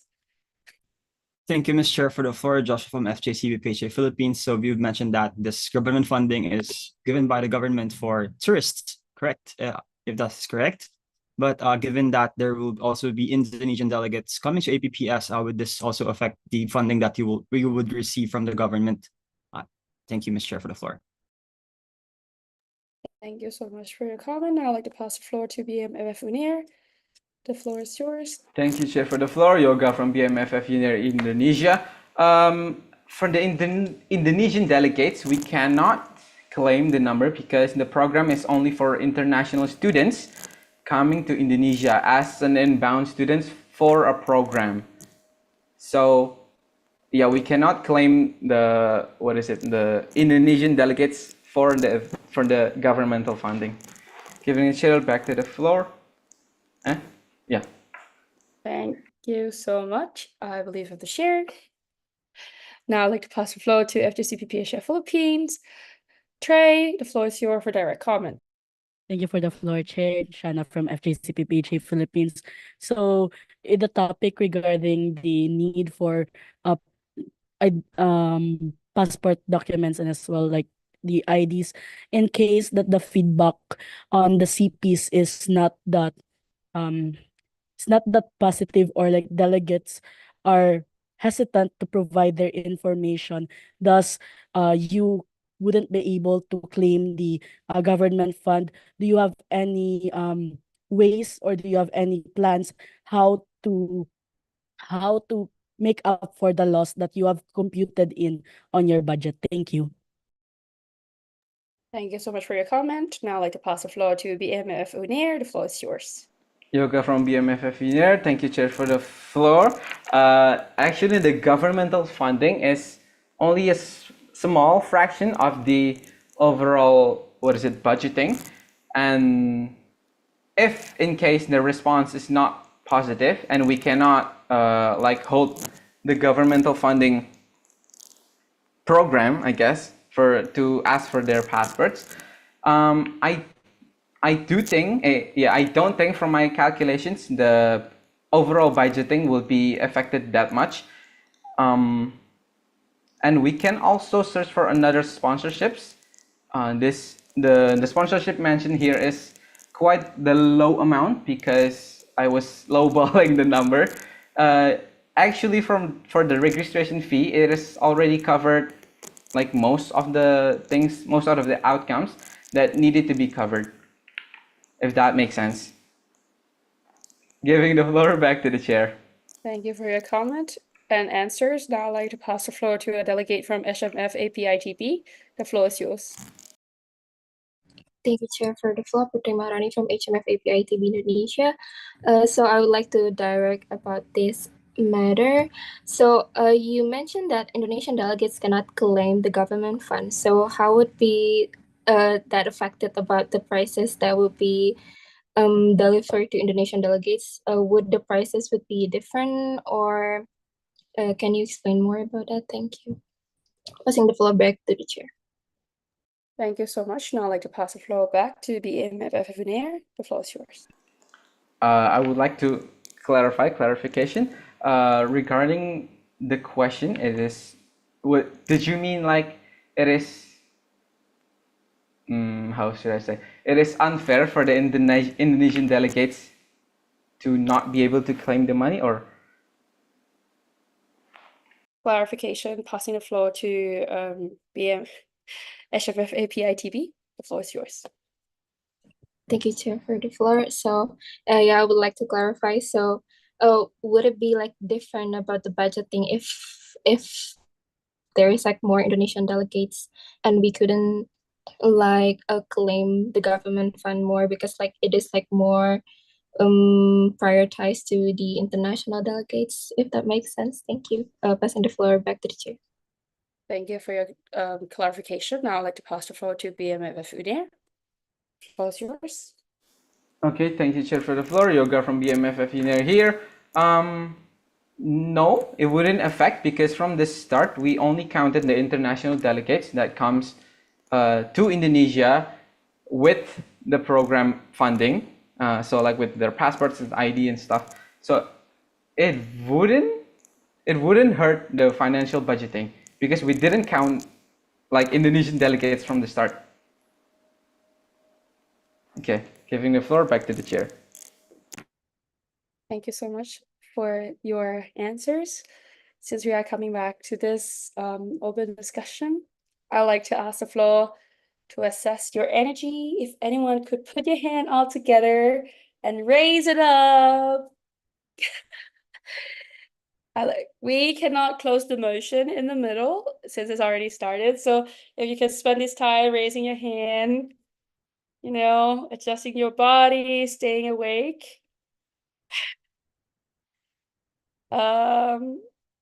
Yes.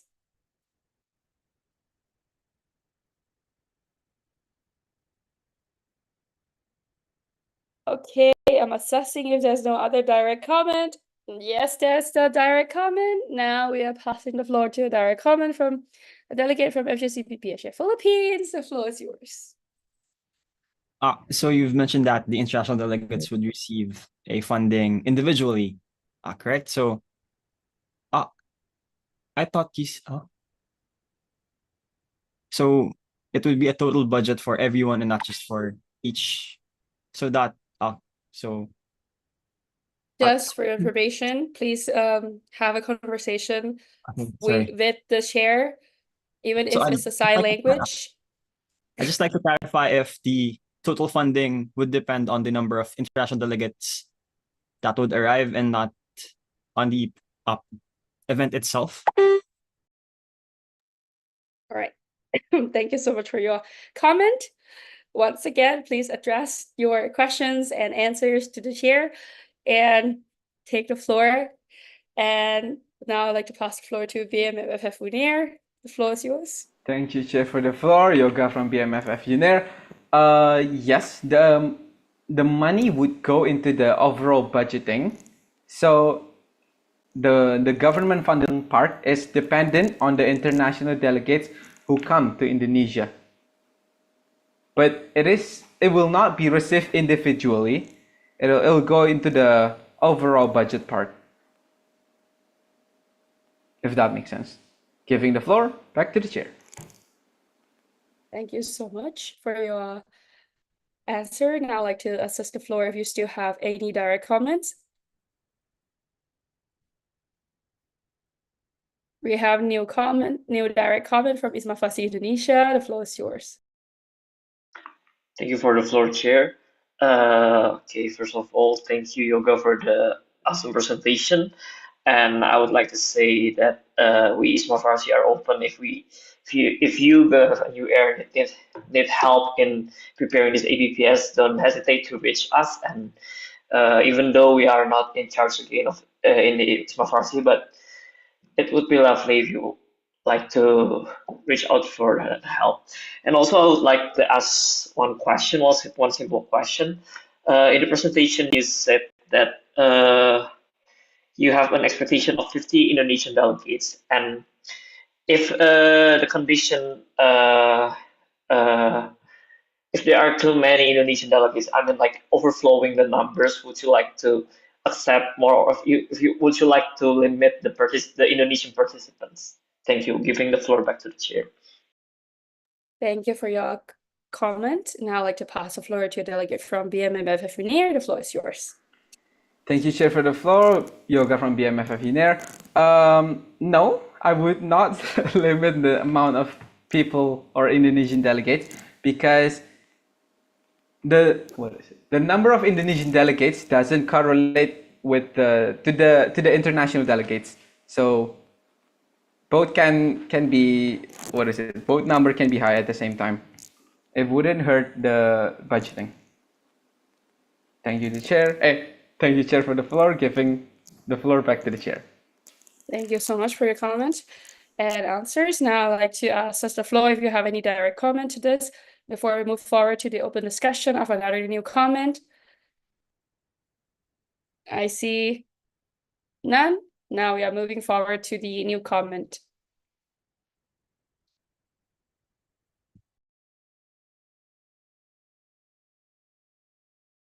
We have a delegate from BMFUE for your new comment. I would like to confirm if you still have the questions in mind. All right, okay. The floor is passed to Nadine. Thank you, Chair, for the floor. Nadine from BMFUI. So I saw on your tentative schedule, all the competitions are happening at the same time. So my question is, are you planning to limit the amount of competitions that the participants can attend, like this year? Or are you planning to work it out just like what UGM did last year? Thank you. Passing the floor back to the chair. Sorry, that's me. Just give me 1 second. How do I delete this? No, sorry. Okay, thank you. Sorry. Now I'd like to pass the floor to a delegate from BMF UNIR. Thank you, Chair, for the floor. Yoga from BMFF UNIR. To make things easier, I planned the competitions to be held on the same day, but we can like move things around with the scheduling. So like CSE, for example, happening at 10 p.m. until 12 a.m. So we can, that's still a rough schedule, but we can also, have the preliminary round even before APPS. So the amount of people going to the competitions would be much less because it is the semi-final. So the schedule wouldn't crash. Does that make sense? Giving the chair back to the floor. Thank you so much for your answers. Now I'd like to pass the floor to a direct comment from BMFUE Indonesia. Nadine, the floor is yours. Thank you, Chair, for the floor. Nadine from BMFUI. So just to confirm, you will not be limiting the competitions to the participants. Thank you, Chair, for the floor. Thank you. Passing the floor back to the chair. Thank you for your new direct comment. Now I'd like to pass the floor to BMFUE UNIR. Thank you, Chair, for the floor. Yoga from BMFF UNIR here. Yes, we will not be limiting the number of competitions the participants will join. Thank you. Giving the floor back to the chair. Thank you for your answers. I would like to ask if there's any other direct comment.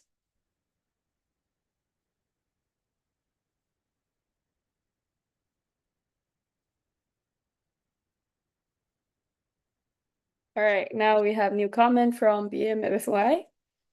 Nadine, the floor is yours. Thank you, Chair, for the floor.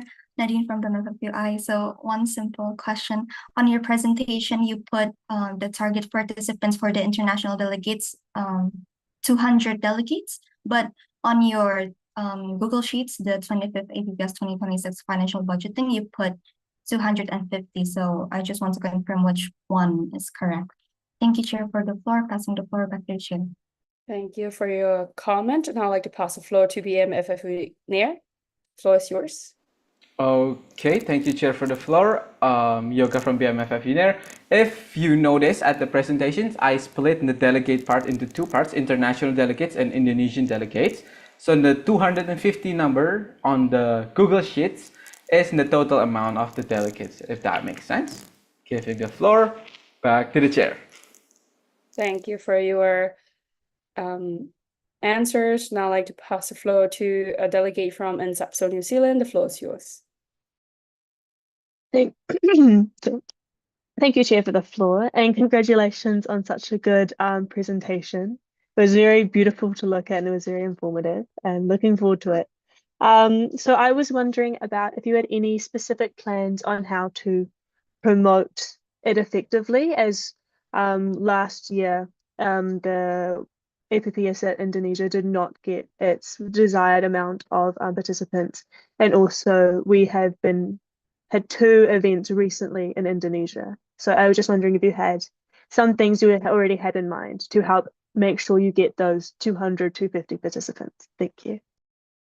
Thank you for your comment. Now I'd like to pass the floor to the bidder from BMFF Unair. The floor is yours. Thank you, Chair, for the floor. Yoga from BMFF Unair Indonesia.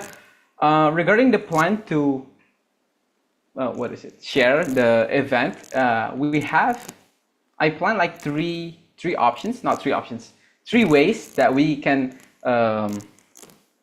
promote the event. The first one would be through CPs and also member organizations, so through emails and other stuff.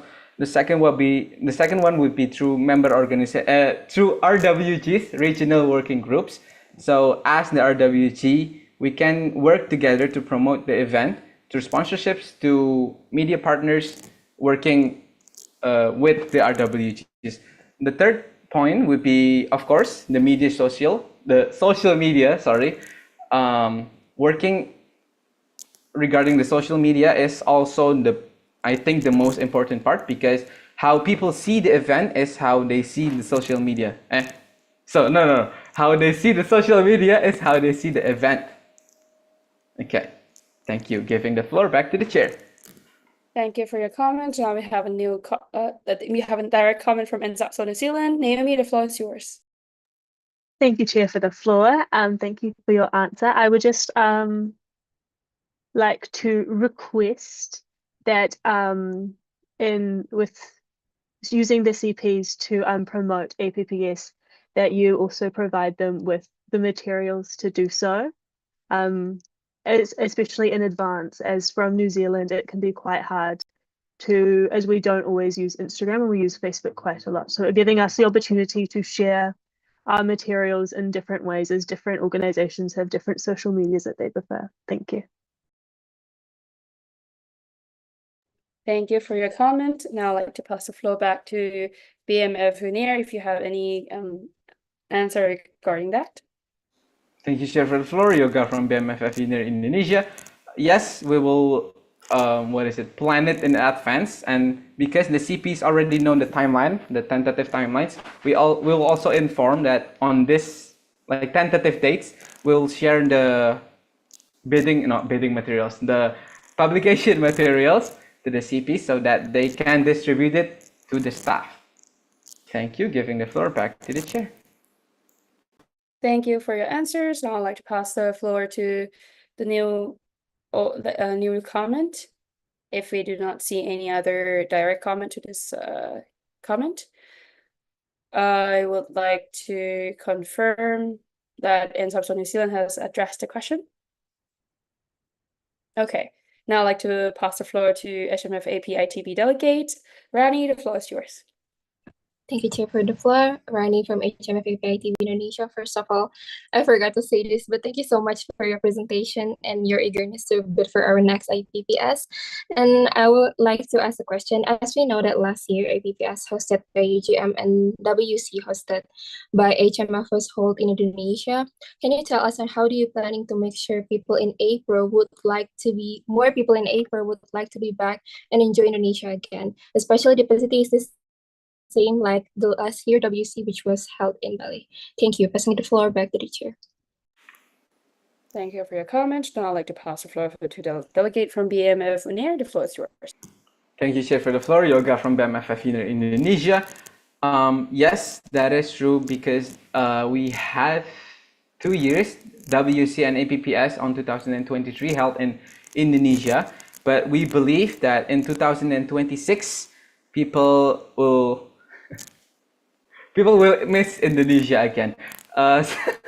So for the next part would be how can we make sure this in Surabaya specifically, you have like a little amount of natural, what is it, destinations or trips. So in Indonesia, in Surabaya, the internal or like, what is it, inside the city, you'll have like parks, destinations like malls, like cultural or historical sites, monuments, museums, and also other stuff. But the natural, what is it, destinations, you have to search it outside of Surabaya, if that makes sense. So it will not be a short trip. You need time for that. So for outside of Surabaya, outside of the city, you'll have many things. You have mountain, you have beaches, you have waterfalls. Yeah, I think that's about it. Will that answer suffice? Thank you so much. Giving the floor back to the chair. Thank you so much for your answers. Now we have a direct comment from FGC PHA Philippines. The floor is yours. Thank you for the floor, Chair Joshana from FGCPPHA Philippines. So as mentioned before that, we did have like the previous APPS and World Congress in Indonesia. And as observed from the previous World Congress, so there was actually a lesser number of participants coming from APRO, as again, coming from APPS, most of the participants or the delegates were like hesitant to visit the same country again for the another event. So with that, what is your selling point, or how can you ensure that people could or delegates would be enticed to go back to Indonesia after conducting previous APPS and World Congress in Indonesia? Thank you. Passing back the floor to the chair. Thank you so much for your direct. For your direct. Now I'd like to pass the floor to BMF Unair. The floor is yours. Thank you, Chair, for the floor. Yoga from BMFF Indonesia. Yes, that is true, but I believe that Indonesia is a rich country because we have like different islands, if you notice, and Surabaya specifically is rich in history. We have like different cultures. So like in Yogyakarta and in Surabaya, the culture is a bit different. So the experience given to the participants would be different also. Regarding the PST or like Bali in general, I believe that Bali is a lovely place that many people will want to go back to Bali. I think that would be all. Giving the floor back to the chair. Thank you for your answers. Now I'd like to pass the floor to a delegate from the HMF API TV. The floor is yours. Thank you. Thank you, Chair, for the floor. Rani from HMF API TV Indonesia. So I would like to ask a follow-up question about that. You mentioned that Surabaya, there's a lot of like mountains and something like that, the destinations. So like, how do you planning to like acknowledge the participants? The potential participants to know about this kind of destination so they would like to be back to Indonesia again because of these potential destinations that they can enjoy after after joining IPPS. Thank you. Passing the floor back to Chair. Thank you so much for your comment, and I'd like to pass the floor to BMF Unir. The floor is yours. Okay, for this matter specifically, we'll have two things specifically. One would be the guidebook before the event. So we can have the guidebook listing the many places that you can go near Surabaya. It's like a 2-hour drive. And also the social media. The social media, the social media should be first, because in social media people are hesitant to register, but after looking at the social media, the publication materials explaining that Surabaya has this, near the Surabaya you can go to this place, to waterfalls, to many other things that can make the potential delegates want to come to Indonesia. Will that answer suffice? Thank you so much. Giving the chair back to the floor. Thank you so much for your answers. Now I would like to assess the floor if you have any other direct comment. Now I'd like to, I see none. Let's move forward to the open discussion.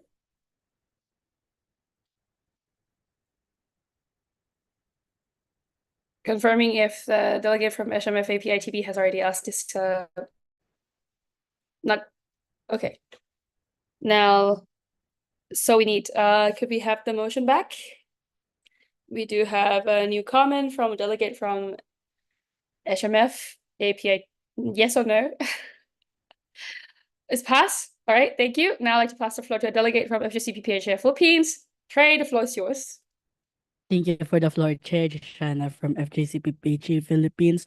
So with regards, my question would be regarding the accommodation. So as stated in your budget, you have allocated, I believe, 48 euros for the participants for the accommodation. So, and then that's multiplied by 5 days, I believe. So, given your presented accommodation or expected hotels to be used for accommodation, I believe these chain hotels are quite expensive and are beyond budget. So when conducting the budgeting of this proposal or bidding, have you considered the budget that would be allocated for accommodation? And also, have you considered other accommodation that would be more fitted to the budget? Thank you. Thank you for your comment. And now I'd like to pass the floor to BMF Unir for your answer. Thank you, Chair, for the floor. Regarding the accommodation here mentioned, it is actually 125 rooms. So one room have 2 people times 7 nights, because we'll have 7 nights. And according to my early calculations, it is fitting with the budget, but it is dependent on the number of delegates that will come to the event. And yes, we already prepared like the other choices. So for context, why did I choose the hotel is because with this amount of delegates, we can only choose a few in Surabaya, and there are not many hotels that have like big capacity. So in case if which we go under the number of 250, yes, we can accommodate that by lowering the hotel price and also the hotel choices, and also making the budget feasible and fitting, if that makes sense. Giving the chair back to the floor. Thank you for your comments. Now I'd like to pass the floor to a delegate from FGCP PHA Philippines. Joshua, the floor is yours. Thank you, Ms. Chair, for the floor. So upon seeing the actually, it's okay. It was changed, I think, during the first upload of the IPPS presentation, there wasn't a schedule for the RA, but it has been added, so I'm good. Drop. Thank you. Now I'd like to pass the floor to NSAPS New Zealand. The floor is yours, Naomi. Thank you, Chair, for the floor. I would just like to ask on some clarification regarding the accommodation. I apologize if you'd already mentioned this in your presentation. Do all of the accommodation options provide all of the things necessary? So like a place for RA, a place for the symposiums, and a place for all of the galas, or will we have to travel back and forth from the universities as we had to do at APPS last year? Thank you. Thank you for your comment. I'd like to pass the floor to BMFF Engineer. The floor is yours. Thank you, Chair, for the floor. Yoga from BMFF Indonesia. Yes, the hotel will have all the necessary accommodations or like places. For example, the hall or like the ballroom. It will also be in the hotel, so you don't need to move around or like transport from one place to another, because the reception committee feel like I mean us BFF feels like it doesn't like really effective, but for the event, because like the scheduling and stuff is hard, and by using this setup, using the ballroom and the connected room both at the same hotel, that would be more efficient and easier to do. Okay, giving the floor back to the chair. Thank you so much for your answers. Now I'd like to pass the floor to a delegate from IPSF Philippines. The floor is yours.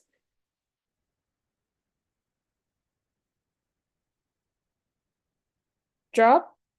Thank you. Now I'd like to pass the floor to a delegate from NSAPS New Zealand for a new comment.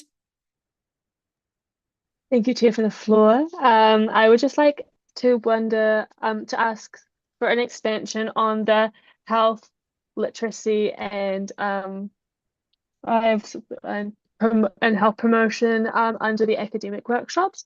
I was wondering how you're planning on doing this and if you're planning on getting people out into the community. Thank you. Thank you so much for your comments. Now I'd like to pass the floor to BMF Veneer. The floor is yours. Okay, regarding the health literacy and community outreach. Oh, thank you, Chair, for the floor. Yoga from BMFF Indonesia.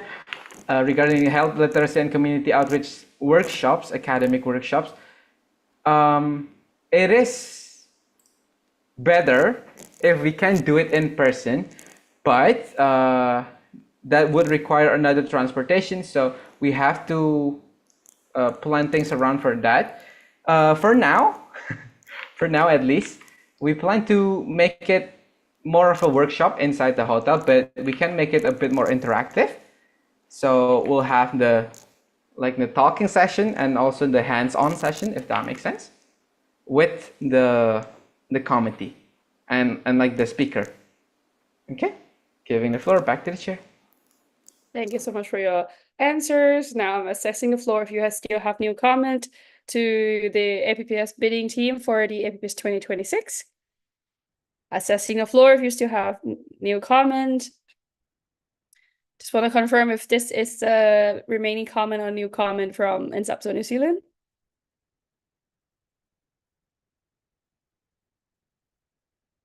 Confirming that is a new comment from NSAPS New Zealand. All right, okay, now we have a new comment from FJCPPHF Philippines. The floor is yours. Thank you, Ms. Chair, for the floor. I'd just like to ask the bidding committee to clarify if there is no event or sub-event of the APPS that will be held at your university, since UNAIR is an organization within the university. So I'd like to ask if there is an event that will be held in university, or if there is not, why is there not an event there? Thank you. Thank you so much for your comment. Now I'd like to pass the floor to BMF Veneer. The floor is yours. Clarification? Thank you, Chair, for the floor. Yoga from BMFF Unir. I would like to clarify regarding the question. Is it why the program that wasn't held in the university? Thank you so much. I would like to pass the floor to a delegate from FJCP Philippines for the clarification. Thank you, Ms. Chair, for the floor. Yes, I was asking why there isn't like a sub-event, or why isn't the event held at their university? Thank you. Thank you so much for your clarification. Now passing the floor back to BMF Veneer. Thank you, Chair, for the floor. Yoga from BMF Indonesia. There actually will be an event happening in the faculty. That would be the drug compounding, because we don't have the necessary equipment in the hotel. So we have to go to the university, to the faculty, to go to the laboratory. Thank you so much. Giving the floor back to the chair. Thank you so much. Taking the floor back, and I'd like to assess the floor if you still have new comments to ask the APPS team. The APPS bidding team. Once again, this is the event that will be happening in 2026. I believe that you are making this decision for your successors who will be incoming in the next 2 years, which means if you do have questions, please address it right now. As once you make a decision, it will be the results of your future successors that will be coming in and supporting the decision outcome, even whether we select the APPS host today or reopen. Once again, it's our support when we ask questions. All right, we see none of the new comments. I'm just going to give it another 30 seconds. 30 seconds start now.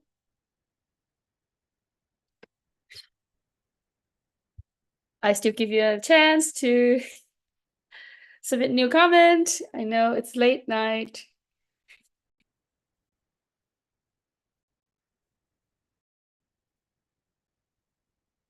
We have new comment from FJCP Philippines. The floor is yours.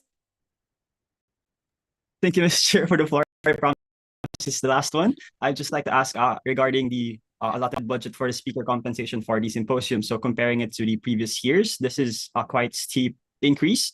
I'd like to ask the qualifications that you would be looking for the symposiums as to why the increase in the compensation or in the honorarium is so high compared to the previous years. Thank you. Thank you so much for your comment. Now I'd like to pass the floor to BMF Veneer. The floor is yours. Thank you, Chair, for the floor. Yoga from BMFF Unir. I would like to inform you that in our university, at least, the symposium speaker compensation is like, they have like a standardized amount for like international events and also for like specific events that will be happening. So this number right here is the standardized amount, and we are also referencing back to the last year's APPS. It is also the same as this one's for the symposium part. Thank you. Giving the floor back to the chair. Thank you so much for your answers. Now we are assessing the floor. I'm giving it another 30 seconds for the floor to close. If you still have questions, as I said, you are making the decision for your successors. The outcomes will be the work of our futures member organization, as by the time we'll probably move on from the current position we are in.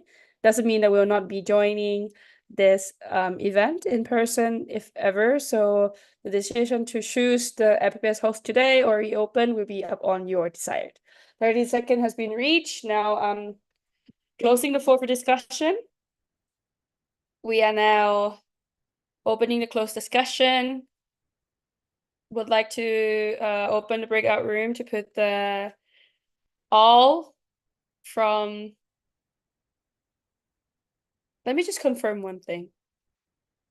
There's a point of orders. Yes, from Observer. Sebastian Observer. So as far as I know from the official documents, it's just for reports that everybody leaves the room. I think other delegates from the delegation stay in the room for the bid of the regional assembly. Thank you. It's just a clarification, it's just a report or just the election?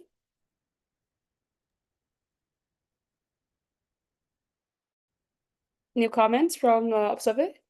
Sebastian Observer, so just give me 2 seconds, like a minute, and I'll definitely check the answer for you. Thank you. Thank you. We are waiting for 2 seconds. There's a point of information from Mr. Flintswift, our motion committee. The floor is yours. Flynn Swift Motions Committee. Technically, this will be an election because it will eventually fall on RWG. Thank you. Thank you so much. I believe this has been a practice that the bidding and the election is supposed to have close discussion. And I'm still waiting for the confirmation from the official document if any other person could confirm within the period of time, as the official document is our constitution, so we are following it up. But for your information, this is not a report, this is an election for IPPS 2026.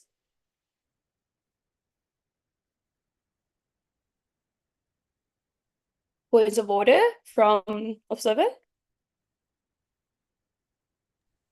Okay, Sebastian Observer, I apologize.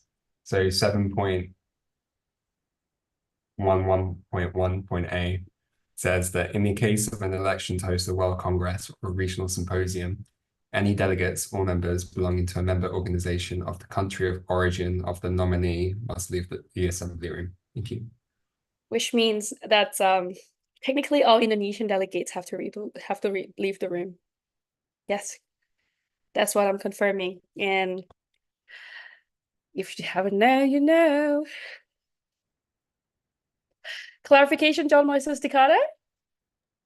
Thank you for the floor, Moses Carta, IPSF APRO Secretary. I would like to ask if the Indonesian delegate would also pertain to the RWGs who are Indonesians. Thank you. The answer is everyone who's Indonesian has to leave the room.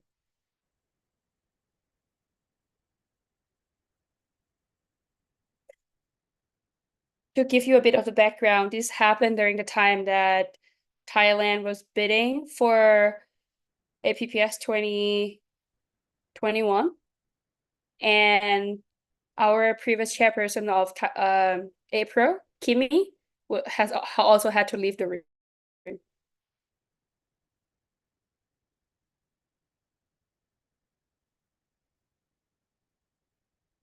Because it's a country representation.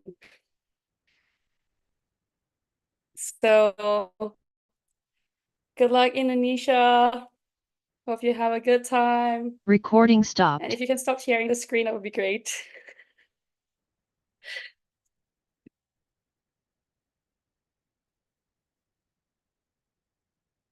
Hi, everyone. I'm so sorry. It's late night, morning time.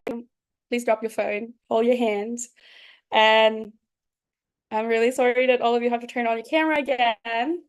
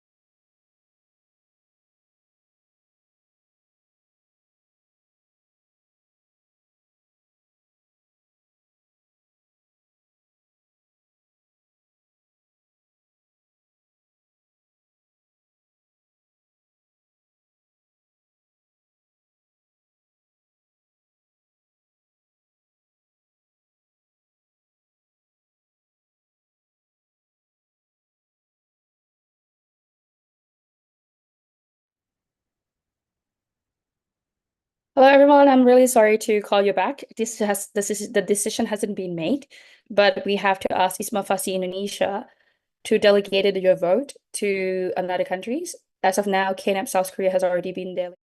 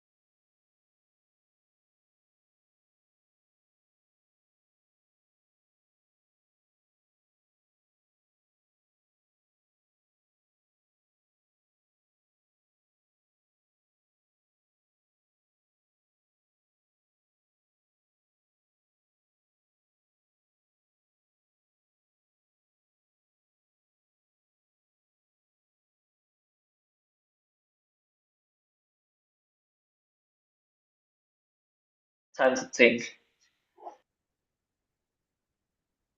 Thank you.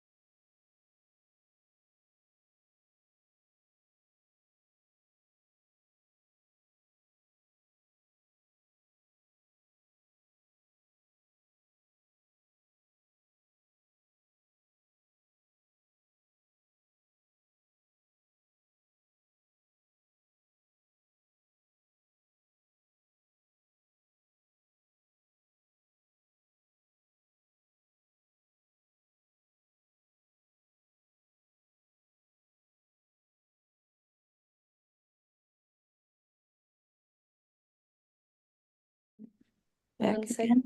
1 second, granted. Okay, we are all set for the live stream. Thank you so much. We are live streaming on YouTube. Now let's move forward to the recording. Has the recording been resumed? That's a technical, not yet. All right.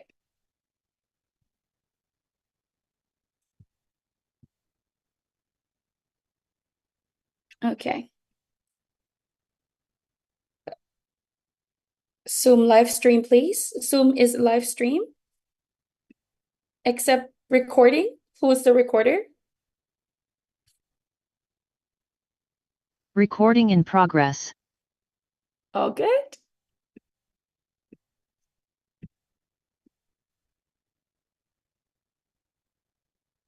Did you give me green noises? Oh, okay. Sorry, I was on the second page and I couldn't find you. All right, okay, everyone. Motion 868. The second motion of the day. We still have two more.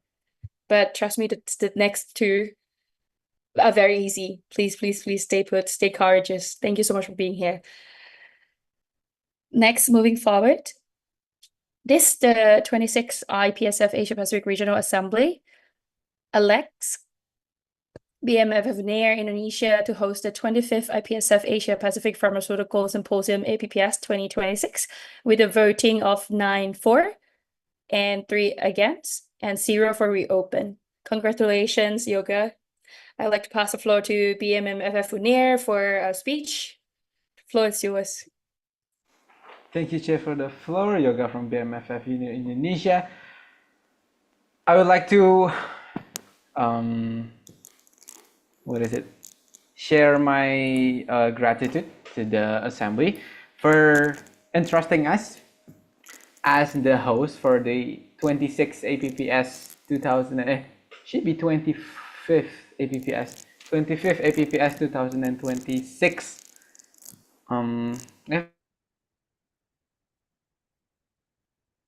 Yeah. Giving the floor back to the chair. Thank you so much. Congratulations once again, BMF NER. I hope the next 2 years will be fun and fruitful.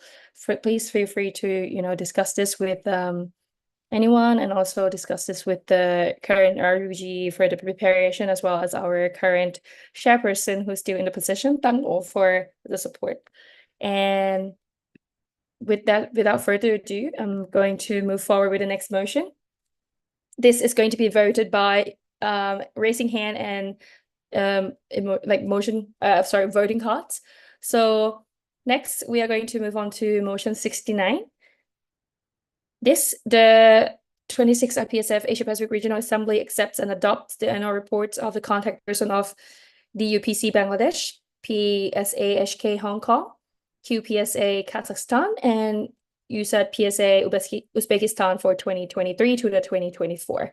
Now I'd like to open the floor for discussion. There's a new comment from Mr. John Moses Tikara, the secretary. Thank you for the floor, Mrs. Carta, IPSF APRO Secretary. So as mentioned during the offline RA, these are the member associations who are able to submit their annual member association report, which is the AMOR, which is the one we are voting for during the contact person report.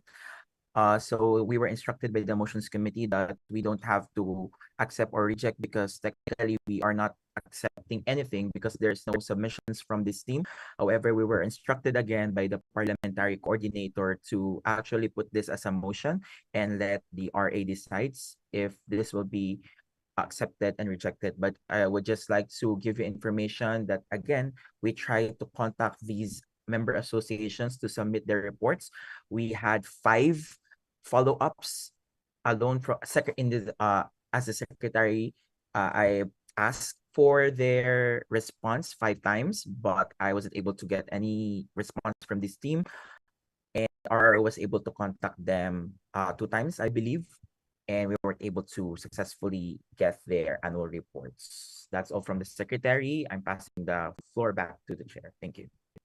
Thank you for your comment. I would like to give you a point of information that if you do not submit your reports within a certain period of time, it would be automatically lose your membership within IPSF. More confirmation and more clarification can be provided by the Secretary or the Motion Committee and the Parliamentary Coordinator. And we have the new comment from FJC. We have point of information from observers. Sebastian Observer. So if your AMOR is not accepted 2 years in a row, then you're recommended to lose membership. If your report is AMOR is rejected, you lose voting rights for the RA and the GA until the next RA, until your report is accepted. Thank you. All right, thank you for your information.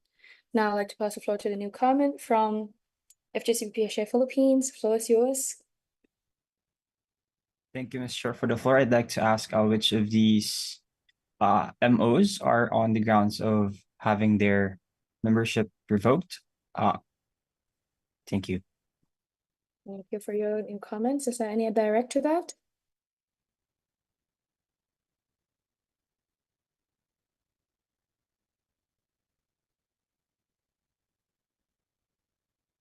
Confirming if there's any direct.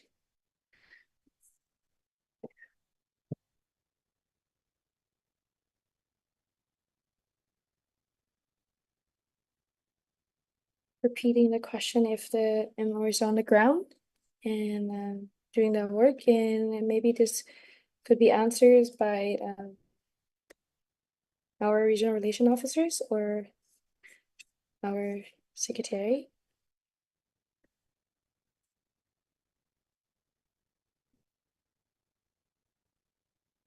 Could you submit your speaker card?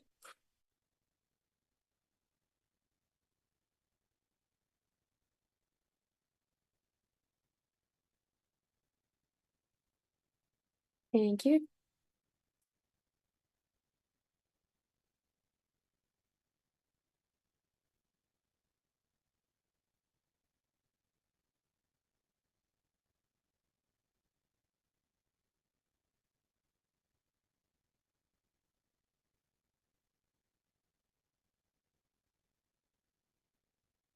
All right.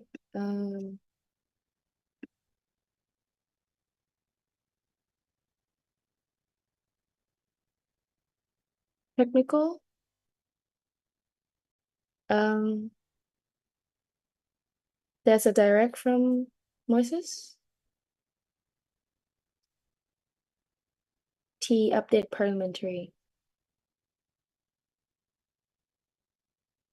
Okay, updating the parliamentary system.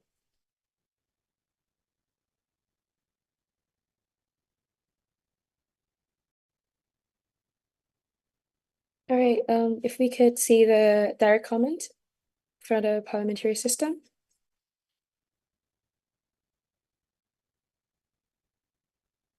Thank you. Now we have the new direct from, sorry, that's the direct from IPSF APRO Regional Relation Officers. Fanny, the floor is yours.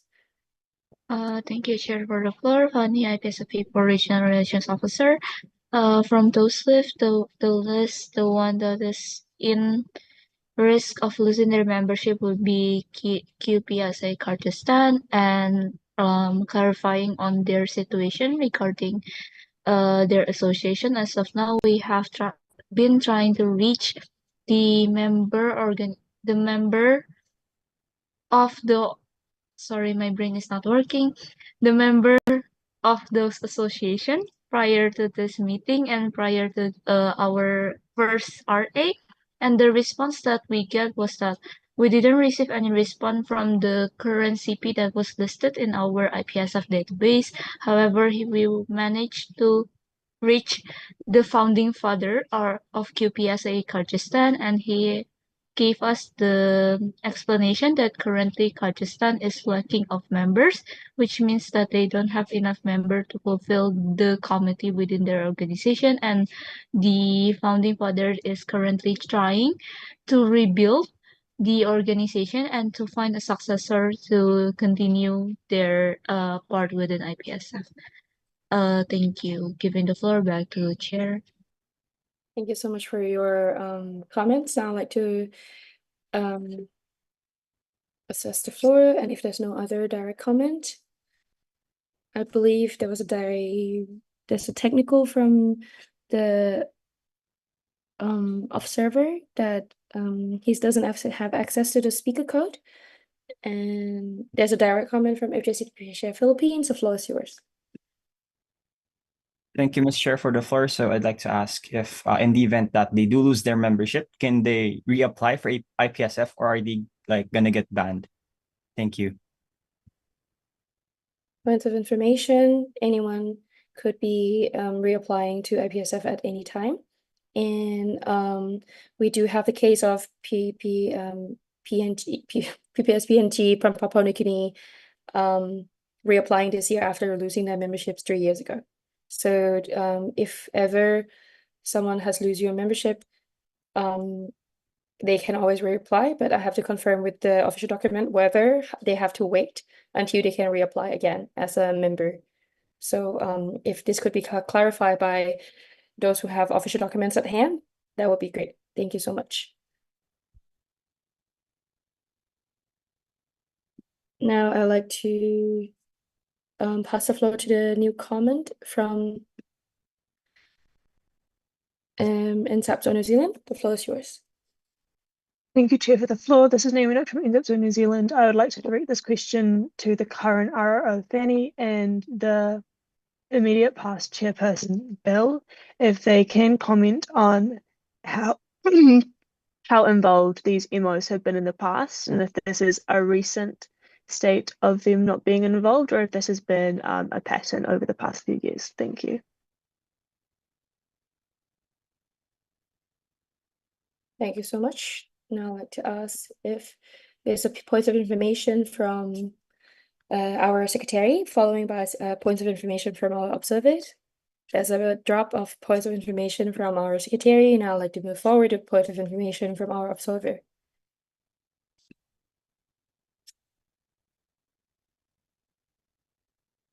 I'll give the point of information. Sebastian Observer. I think maybe Moises might have been better to give it. For PSA, Hong Kong, Uzbekistan, like last year they didn't. This is a point of information. Last year their AMOR was fine, but this year Uzbekistan is just rejected 2 years in a row. Thank you.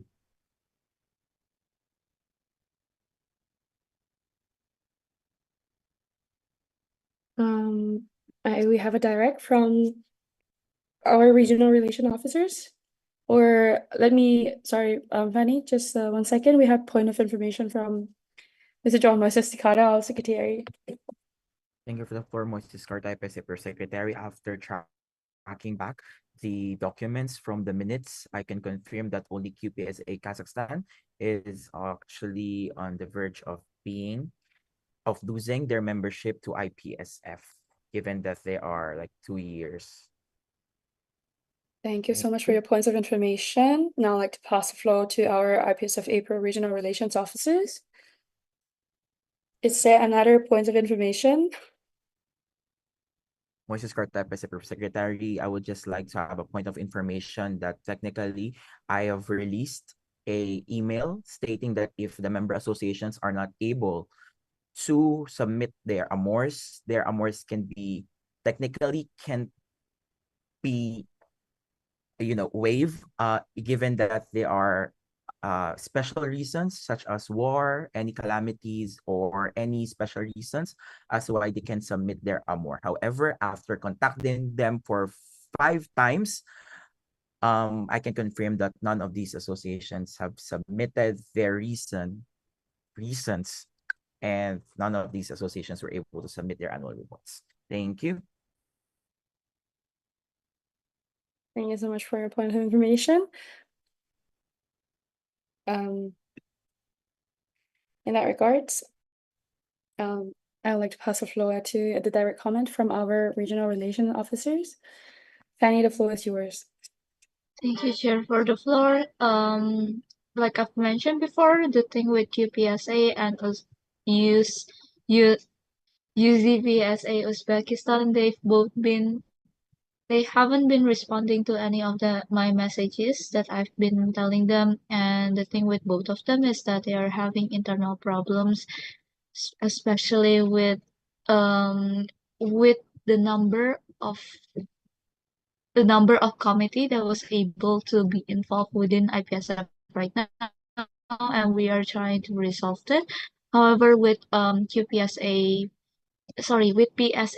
HK Hong Kong, um, I've tried to approach the current CP that is in the IPSF database, which is Oscar, and he was replying once on the 6th of June, and then replied again on the 9th of June, and then basically he just ghosted me right after that.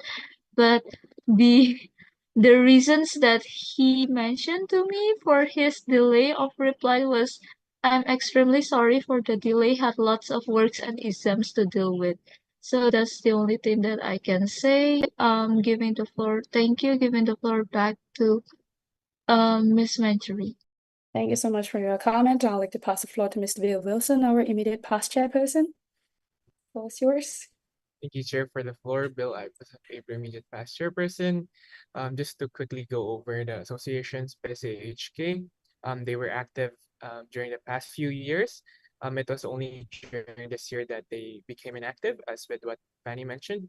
QPSA Kazakhstan, they were active 2 years ago, but however, during their handover, they had limited number of interested people, so they only had 3 people as officers and only 5 people, I think, within their association.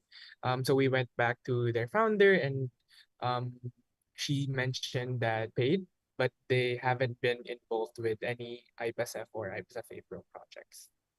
So that's a quick summary. Thank you. Thank you for your comment. Now I'd like to pass the floor to the direct comment from NUSPS Singapore. Thank you, Chair, for the floor. Ita from NUSPS Singapore. I cannot comment on the other organizations, but for PSAHK, actually, like they have they have sent delegates to this event that we hosted in Singapore, physically. Yeah, which happened very recently, like in July. Yeah. But unfortunately the contact person wasn't there, so I didn't really get to find out from him about like any difficulties he's facing. But yeah, I think they still are active in terms of like internationally, but I'm not sure like what difficulties the contact person is facing now. Thank you. Thank you for your comment. Now I'd like to assess the parliamentary system. If we have any other direct comment, or are we proceeding with the new comment from the other organization? Now we have a new comment from INSAPSO New Zealand. The floor is yours.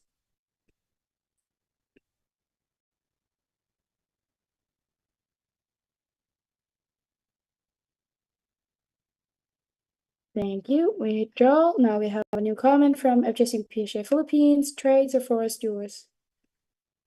Thank you for the floor. Sorry. Thank you for the floor, Chair. This is Shana from FGCPPJ Philippines. So I would like to direct this question to anyone from my PSA and USPS and as well as PSA Taiwan, as I know that you guys have recently concluded the farm Mandarin, and I believe could you confirm if PSAHK was there? And that would be all. Thank you. Thank you for your comments. Now I'd like to open the floor for discussion. For those of you who would like to submit a direct comment, please submit it to your direct through your. Yes, there's a direct from a USPS Singapore. Ether, the floor is yours. Thank you, Chair, for the floor. Ita from NUSPS Singapore. So I can confirm that PSA Hong Kong send delegates for our Fun Mandarin event held in Singapore, which happened from 20, I believe. Okay, basically it happened very recently. Yeah, like in the last week. Yeah, so I think they had 3 or 4 people from PSA Hong Kong that was present physically at the event. Thank you. Thank you for your comment. Now I'd like to ask if anyone would like to direct a comment, answer to that questions.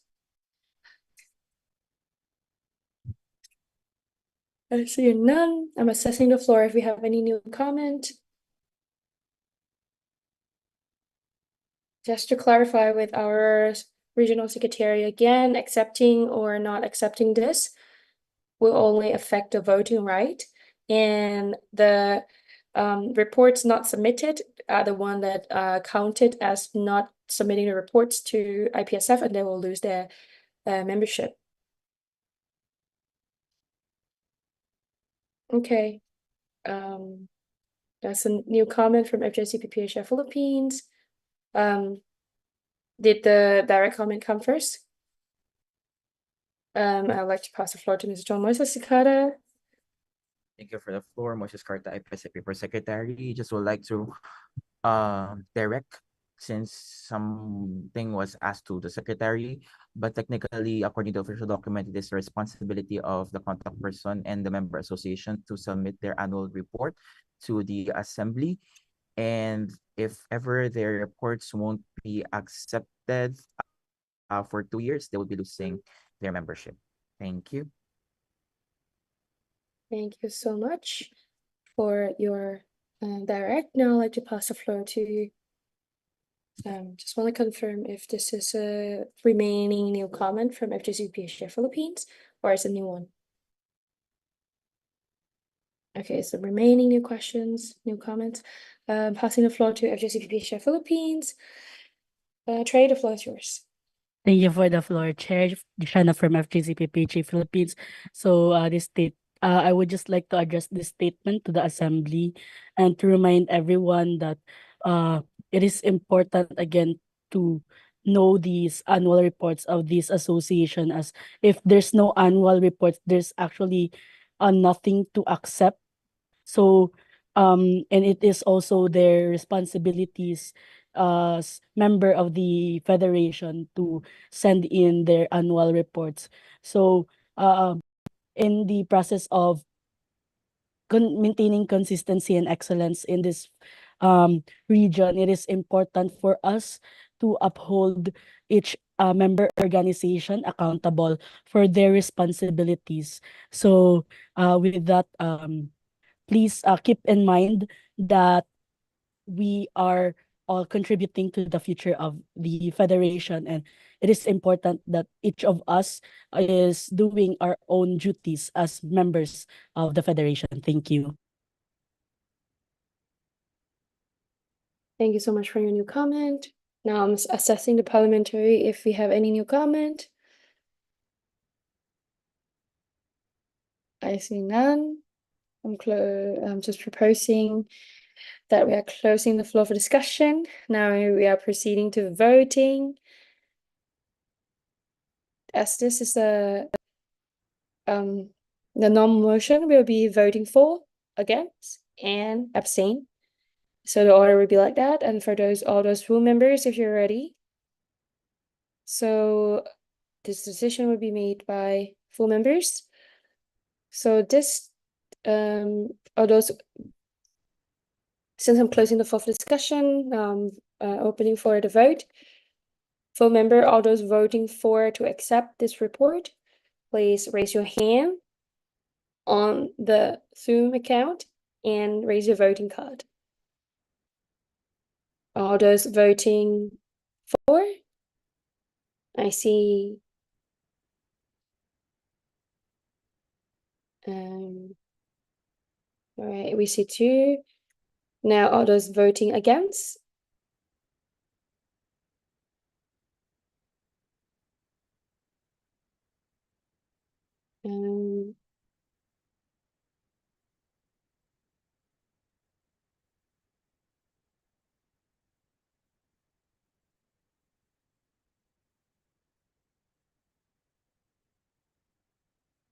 Okay, all good.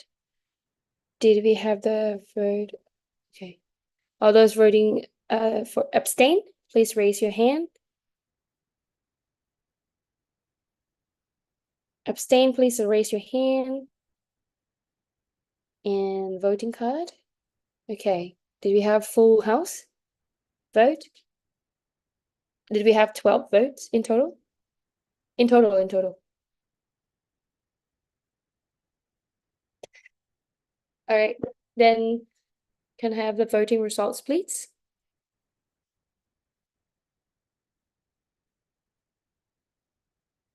And USPS and Ismail Farsi, you can drop the hand. Thank you.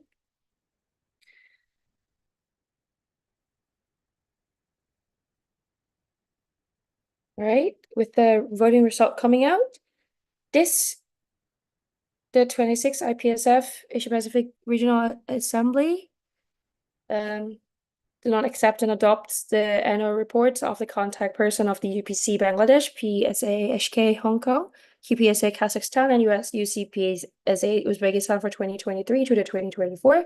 The voting results are 2 for, 8 against, and 2 abstained. This motion is not carried.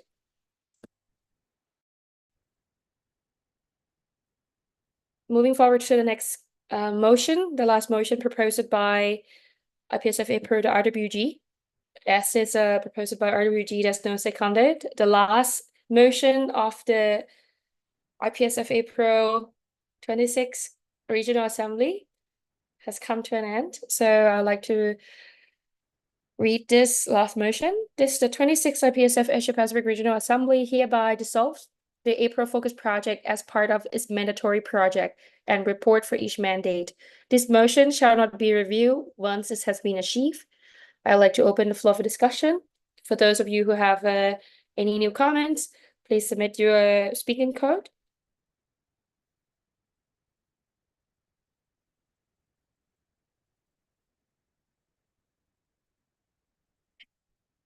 I'm giving it one more minute.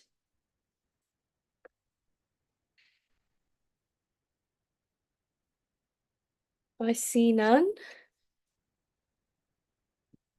Assessing the floor and closing the floor for discussion. Now I'd like to proceed to the voting. Full member, all those. Sorry, we have new comment from FJCP Philippines. I would like to pass the floor to a delegate from FJCP Philippines. Trey, the floor is yours. Thank you for the floor, Chair Jishana from FGCPPHA Philippines. We would like to ask what's the motivation behind this motion. Thank you. Thank you so much for your questions. Now I'd like to open the floor for discussion. If anyone has a direct comment. That's a direct comment from our secretary as he's dealing with the parliamentary system. Thank you. Now the direct comment from IPSF APRO Secretary Moises, the floor is yours. Thank you for the floor, Moises Carta, IPSF APRO Secretary. So it was actually a decision by the RWGs to actually research more about APRO Focus Project and its sustainability to IPSF APRO events. We have consulted alumni from the past mandates, and we have concluded that we don't have the most accurate, most documented guidelines regarding APRO Focus Project. The only document we have that mentioned APRO Focus Project was a booklet from 2007. And up until this date, we do not have the information as to when it started and why it started, as well as who started the APRO Focus Project. This has caused problems during the past mandates, particularly on the guideline regarding APRO Focus Project, because we technically can't define APRO Focus Project. And if we will be looking closely, all of the events are actually APRO Focus projects within IPSF APRO because we technically do it in partnership with other member associations. So the RWGs decided to raise this motion to dissolve the APRO Focus project and its report, but this doesn't mean that we will not be doing projects for the next mandate. It's just that we are proposing to dissolve APRO Focus project and its report due to the reason that we don't have the guidelines to define a purpose project, and we do not have the document, which would help us to track back on what is really the objective of a APRO focus project. That's all from the secretary, and passing the floor back to the chair. Thank you so much for your comment. Now we have the new comment dropped from Joshua. I'd like to assess the floor if you still have any further questions or a new comment. Just a point of information that IPSF APRO focus project was designed by the previous RWG from a very long time, where we do not have any specific information to track back. However, the goal that we investigated was that APRO focus project was designed to ease the burdens, where they set the theme for each RWG per year to work focusing on one topic. However, with the years passing by, the topics, the focus project has been interpreted as separate projects rather than the collaborated projects out of all portfolios. And since there hasn't been concrete guideline, we do believe that this should be the decision made together with the member organization after you have already accept and adopted the APRO Focus Project report from both 2022 to the 2023, and also the update on the 2023 to the 2024 mandate. Thank you. We're still opening the floor for discussion.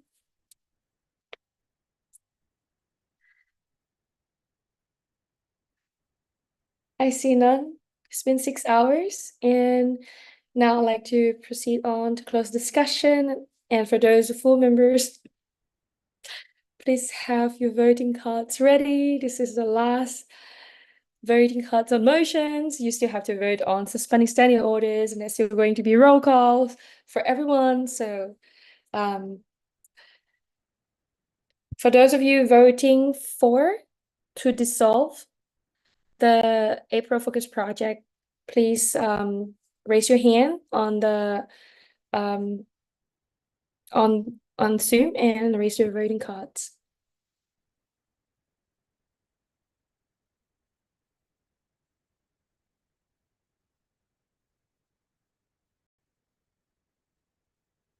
Are those voting against?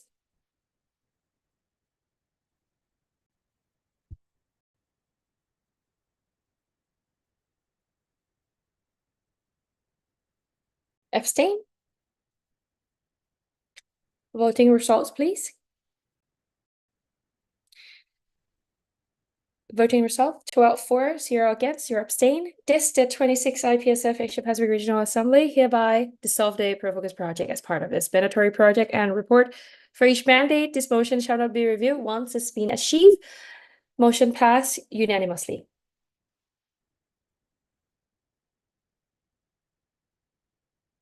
Congratulations, everyone. That's the last motion. Motion 70.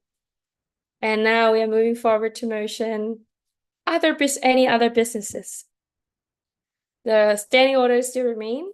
And if for those of you who would like to take this opportunity to speak up, you're more than welcome to submit the speaker cards. I know that you are dying and you want to go to sleep, and we will have much more time to talk to each other. But officially, it's like a tradition that we speak about something at the last session of the RA. No, IPSF APRO song, we already sing it. All right, everyone, I know that your participation has already been the acknowledgement and also the proof that the actions speak louder than words, and this time having the 6 hours RA. Think about it, we didn't even have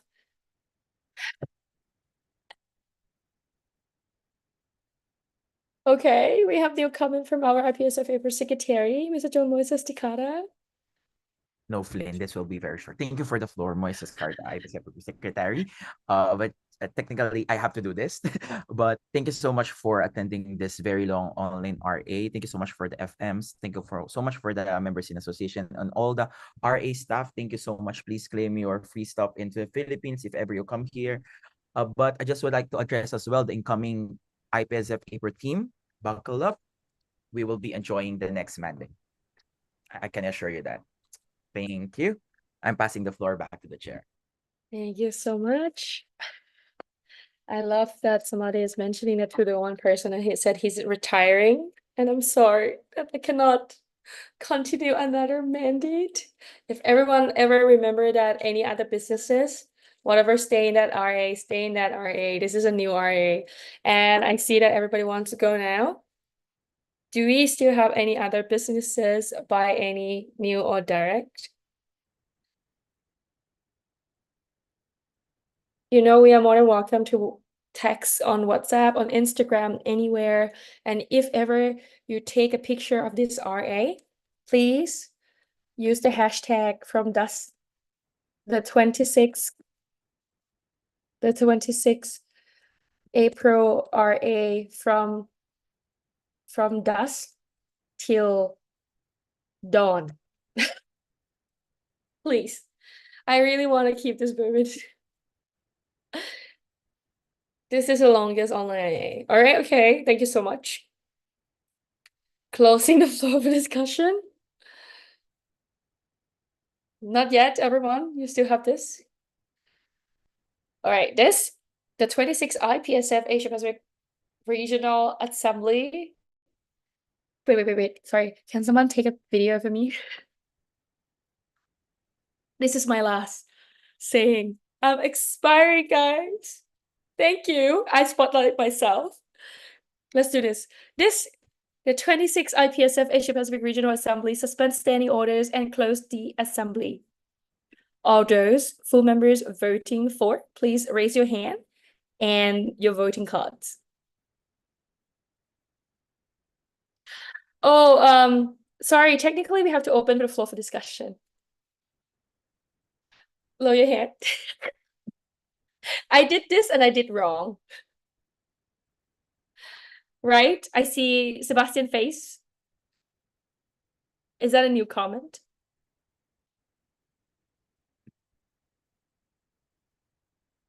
Sister. Sebastian, are you having anything?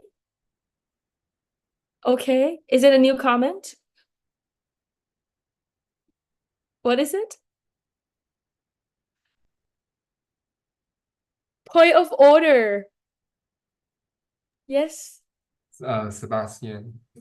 I'm Zav. I'm so sorry, guys. I'm so tired. I know this is how the motion's being written on your parliamentary system, but I think it might be wrong. But can I just like have 1 minute to check? It's okay. Yes. I'm so sorry. Why we are checking? I would like to pass the chair to Mr. John Moises Takada because I need to bathroom. Thank you, Mr. John Moises Takada. The chair is yours for a bit. Thank you for passing the chair, Moises Carta, chairing the assembly. As a chair of the assembly, I think I want to sing. To IPSF, Viva Performance. Where is Flynn? Okay, standing order still. Guys, please be professional.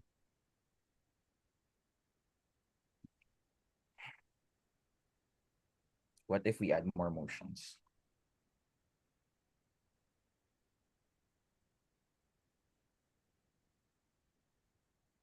Yep. So we're all good? Sebi? Okay.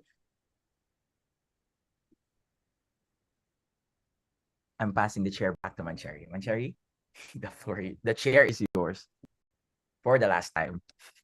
For the last time. I knew you were going to close it, and then you realize that this is my last time. Okay, let's do this. Can someone take a video? RDBG, can you help me take a video? Sorry, guys, it's my last moment. I didn't even take a video during the on-site RA because I knew this would be the last time. All right, thank you. I know, and I still have to open discussion and close the discussion as well. Right, the 26th IPSF Asia Pacific Regional Assembly suspend standing orders and close the assemblies. I'm opening the floor for discussion.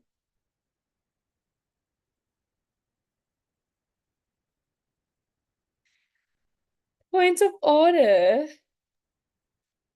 Flynn Swift motions committee, let's run that back. You need a proposer and a seconder before you open discussion. Pause the recordings, restart it. Let's hit it one more time. Christ's sake. Guys, someone said this is one of the most stressful and the most amusing RA they have been in their entire IPSF career. I hope you have a good time, and I believe next chairperson wouldn't be this forgetful. We all have our own strengths and weaknesses. Therefore, the 26th IPSF Asia Pacific Regional. Wait. Recording in progress yet? Sorry. Okay. Do we have? Wait. Okay, let's do this. The 26th IPSF Asia Pacific Regional Assembly suspends standing orders and close this assembly. I need a proposer.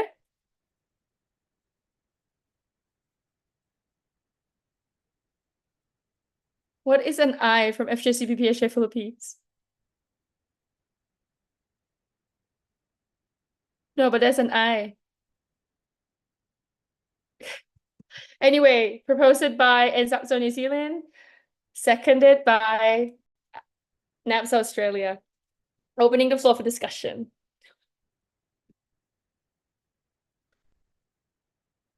Okay.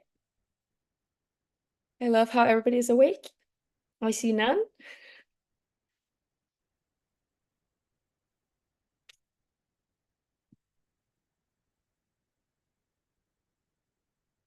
I'm checking the floor one more time. There's no new comments. Closing the floor for discussion. Now I would like to proceed to the voting. Full members are those voting for to suspend the standing orders and close the assembly.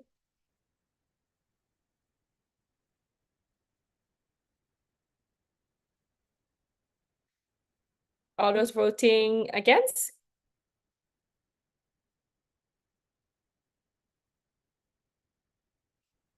Abstain, there's no abstain. Voting result, 12 for, 0 against. The 26th IPSF Asia Pacific Regional Assembly suspended standing orders and closes the assembly. I would like to pass the floor to Mr. John Moises Ticada to do the roll call. Thank you for the floor. For the last time as your secretary, I will be doing the roll call. NAPS Australia. Okay, we have NAPS Australia, MAPS India, ISMA Farsi Indonesia, APS Japan, MyPSA Malaysia, NSAPSO New Zealand, FJCPPHA Philippines, KNAPS Republic of Korea, PPHSF Pakistan delegated their vote to KNAPS Republic of Korea, and USPS Singapore, ISA Thailand. Now we are proceeding to the members in association for a while.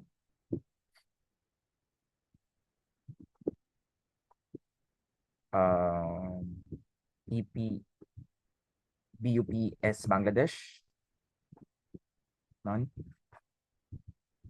IPSF India, please type a Y. Sorry, BDPSC Brunei Darussalam. Okay. SIPSF India, BEMFFY Indonesia, BEMF Winner Indonesia, BEM Kefa Umpat Indonesia, BEM KMFA UGM Indonesia. I'll make it perfect next year. BEMF USD Indonesia, HMF APITB Indonesia, UOPMSU Myanmar, FOP Nepal, NPSA Nepal, APSA New Zealand, GPPHA 5 Philippines, UFA Philippines, SLPSF Sri Lanka, and VNU HCMPO Vietnam. roll call done, and we are done. Photo.